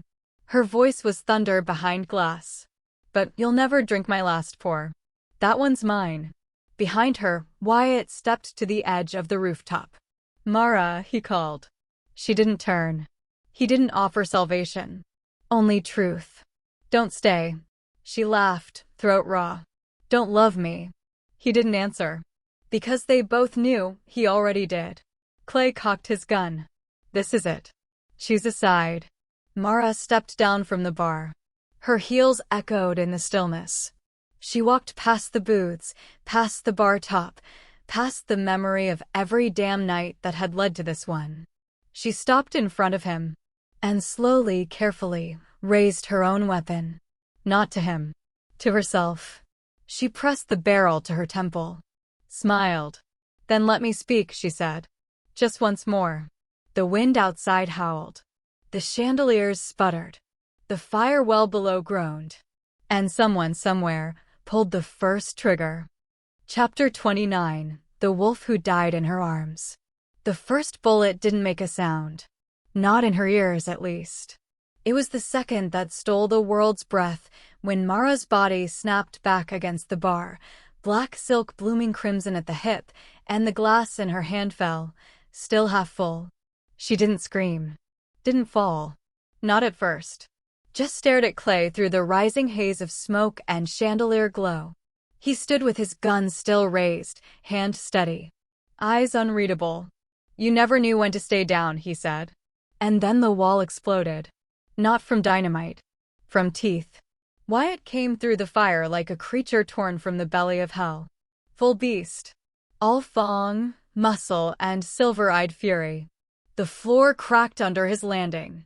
The bar shrieked as wood splintered, and men screamed as his claws tore through them like parchment. Clay's soldiers didn't even have time to reload. He was on them, among them, a blur of rage and ash. Blood sprayed. Bones snapped. 10 men died in seconds. Mara, still on her feet somehow, watched through the fog of her wound. Watched as her wolf became a god of ending. But then, he stopped. Just for a second. Long enough to look down. Long enough to see what he'd done. Sarah. Her throat laid open. Her eyes wide. One hand clutching a wolf pup, limp in her arms. Wyatt froze. His claws slick with their blood. No, he whispered, but the sound came out a growl. A broken, desperate, inhuman plea. No, no, no. Mara dropped to her knees. Pain spiderwebbed through her spine, but she didn't care. She crawled forward, dragging herself across the wreckage, glass biting into her palms, blood soaking her thigh. Wyatt, she rasped. He was on the ground now, still half wolf, still trembling, his breathing hitched in sobs that no animal should ever make. She reached him, took his face in both hands. His muzzle was streaked with gore. Her fingers slipped against the blood. Wyatt, she said again, more gently. Come back. He looked at her. No recognition. Only horror. Only guilt. Only the moment he became the thing they always said he was. But then he blinked. His eyes lost some of their burn. His limbs began to shrink, the fur receding, the snout softening, until he was just a man again. Naked. Bleeding. On his knees in front of her like a sinner at the altar. Mara, he choked. She leaned forward, her forehead against his. You weren't supposed to come back, she whispered. You told me not to leave you. You should have run. I was going to. With you. I had the route. I had the plan. But you, he swallowed a sob. You knew. You knew you were gonna die here. She gave him a smile. A small, cracked thing. I always knew, she said. I was born a drink, Wyatt. Meant to burn. He held her tighter. Her body sagged against his. I'm sorry, he whispered. I ruined it. No, she murmured. You made it matter. And then Clay laughed. From the floor, coughing blood, one hand still clutching the pistol, teeth red and cracked. You think this is some great romance? He spat. You're not legends. You're not martyrs. You're a broken bottle and a dying wolf. A tragedy I wrote. Nothing more. Mara turned her head, looked at him, and smiled one last time. You should have let me finish my drink, she said. She reached behind her and pulled the last trigger. Not a gun. A match. One flick. One spark. One soaked string of alcohol leading from the base of the furnace all the way up to the overhead pipeline that ran through Blaglass's heart. The bar caught like a funeral pyre. Flames roared to life. Bottles shattered. Chandeliers dropped like falling stars. Mara collapsed. Wyatt caught her. She was cold. Too cold. But her eyes were still open. Still full of everything she never got to say. You can't save me, she whispered. Don't try. I won't leave you. You have to. Not again. Her fingers touched his cheek. You want to honor me, she said. He nodded, tears streaming down his face. Then forget me. He shook his head. She pressed her lips to his forehead. You have to, she whispered. Or you'll drown. And with that, Mara Delaney, black glass bartender, traitor, lover, firebrand, exhaled her last breath into his arms. The flames kissed her dress. But she was already gone. Wyatt screamed. Not a howl. A scream. Ripped from his chest like something alive, something too vast for his throat to hold. He held her close, lifted her in both arms, and ran through the burning ruins of everything they'd built. He burst through the door as the ceiling caved in behind him. Ash coated his skin. Her blood stained his hands. He felt his knees in the dust, held her like a broken promise, and whispered through cracked lips, I remember you. Every drop. Every damn drop. Chapter 30. The road where no one knows her name. The flames had burned higher than the moon. They said Black Glass Bar was ash by morning. That no bones were found, only melted chandeliers and the charred rings of bar stools. The official report said it was a military success. That the last of the werewolf insurgency had been eradicated. That a brave man named Clay Mercer died uncovering the bartender's betrayal. They wrote him into sainthood. They erased her like a stain on the floor. But Mara Delaney didn't die. Not all the way. She woke up 2 days later, shoulder torn and fevered, the stench of fire still in her lungs. Wyatt was crouched over her in the low dirt hollow beneath a collapsed bridge, his hands caked in blood and silt. There was a tin cup in one hand, a cracked flask in the other. Her own breath surprised her. "You brought me back," she rasped. He didn't answer, just brushed her hair from her face. Later, she found the remnants of his coat burning in the embers of a roadside fire. His long hair was gone, hacked short with a blade that hadn't been cleaned. He looked like a stranger. That was the point. From that night forward, they were ghosts. They moved south, beyond the reach of maps or news broadcasts, into the no-named wastes where no one asked questions unless they were too drunk to remember the answers. Wyatt hunted. Mara bartered. They sold things that didn't belong to them and drank things that should have never been bottled. She forgot the names of the cities they passed through. He never told her where he went at night. Sometimes he returned with bruises. Sometimes with teeth marks. Once, with a child's locket in his pocket. She didn't ask. He didn't offer. They weren't lovers, not always. They weren't friends. They weren't safe. They were simply what was left. A year later, in a border town bar built from corrugated sheet metal and rusted dreams, Mara stood behind a new counter. Her name was now Liza, short for nothing, and she wore a copper ring on her thumb that made her drinks taste like truth. A man slid into the booth beside her. Worn denim. Sun-faded tattoos. Sunglasses that never came off, even indoors. He didn't speak. He hadn't in weeks. A local, already 2 shots too deep, leaned across the bar. "What's this one called?" he asked, slurring at the drink in her hand. She held the glass up, pale gold, dusted with lemon salt, rim trembling like the edge of a memory. "Moonlight on her lips," she said. The man scoffed. "Too long. Got anything simpler?" She smiled, slow. "Then just remember me." Some nights, Mara still saw Clay. Not the man, but the mirror. He came to her in her dreams, standing behind her reflection, whispering through the silvered glass. "You fooled them all, darling. Except me." She would wake up tasting fire, Wyatt's arm draped across her waist, both of them coated in sweat and something lonelier than silence. They never talked about the bar. Never said love. Never said sorry. But when the sun rose, he brewed coffee she hated and she cooked eggs he never ate. It was routine. It was penance. It was the life they hadn't earned, but refused to leave behind. Someone once told them they looked like madness and mourning sitting side by side. Mara had grinned. "We're just sell souls," she said. "Selling drink we never brewed. Living days we never bought." The wolves never came for them again. Maybe they didn't know where to look. Or maybe they chose to forget. The final scene played out beneath a sky stretched thin with dust and dusk. A gas station blinked slow behind them, its old neon sign half shattered and listing in the wind. The road ahead was empty. The kind of road that didn't remember names.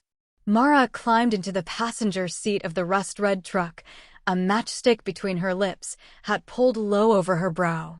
Wyatt started the engine without looking at her. The rumble swallowed the silence.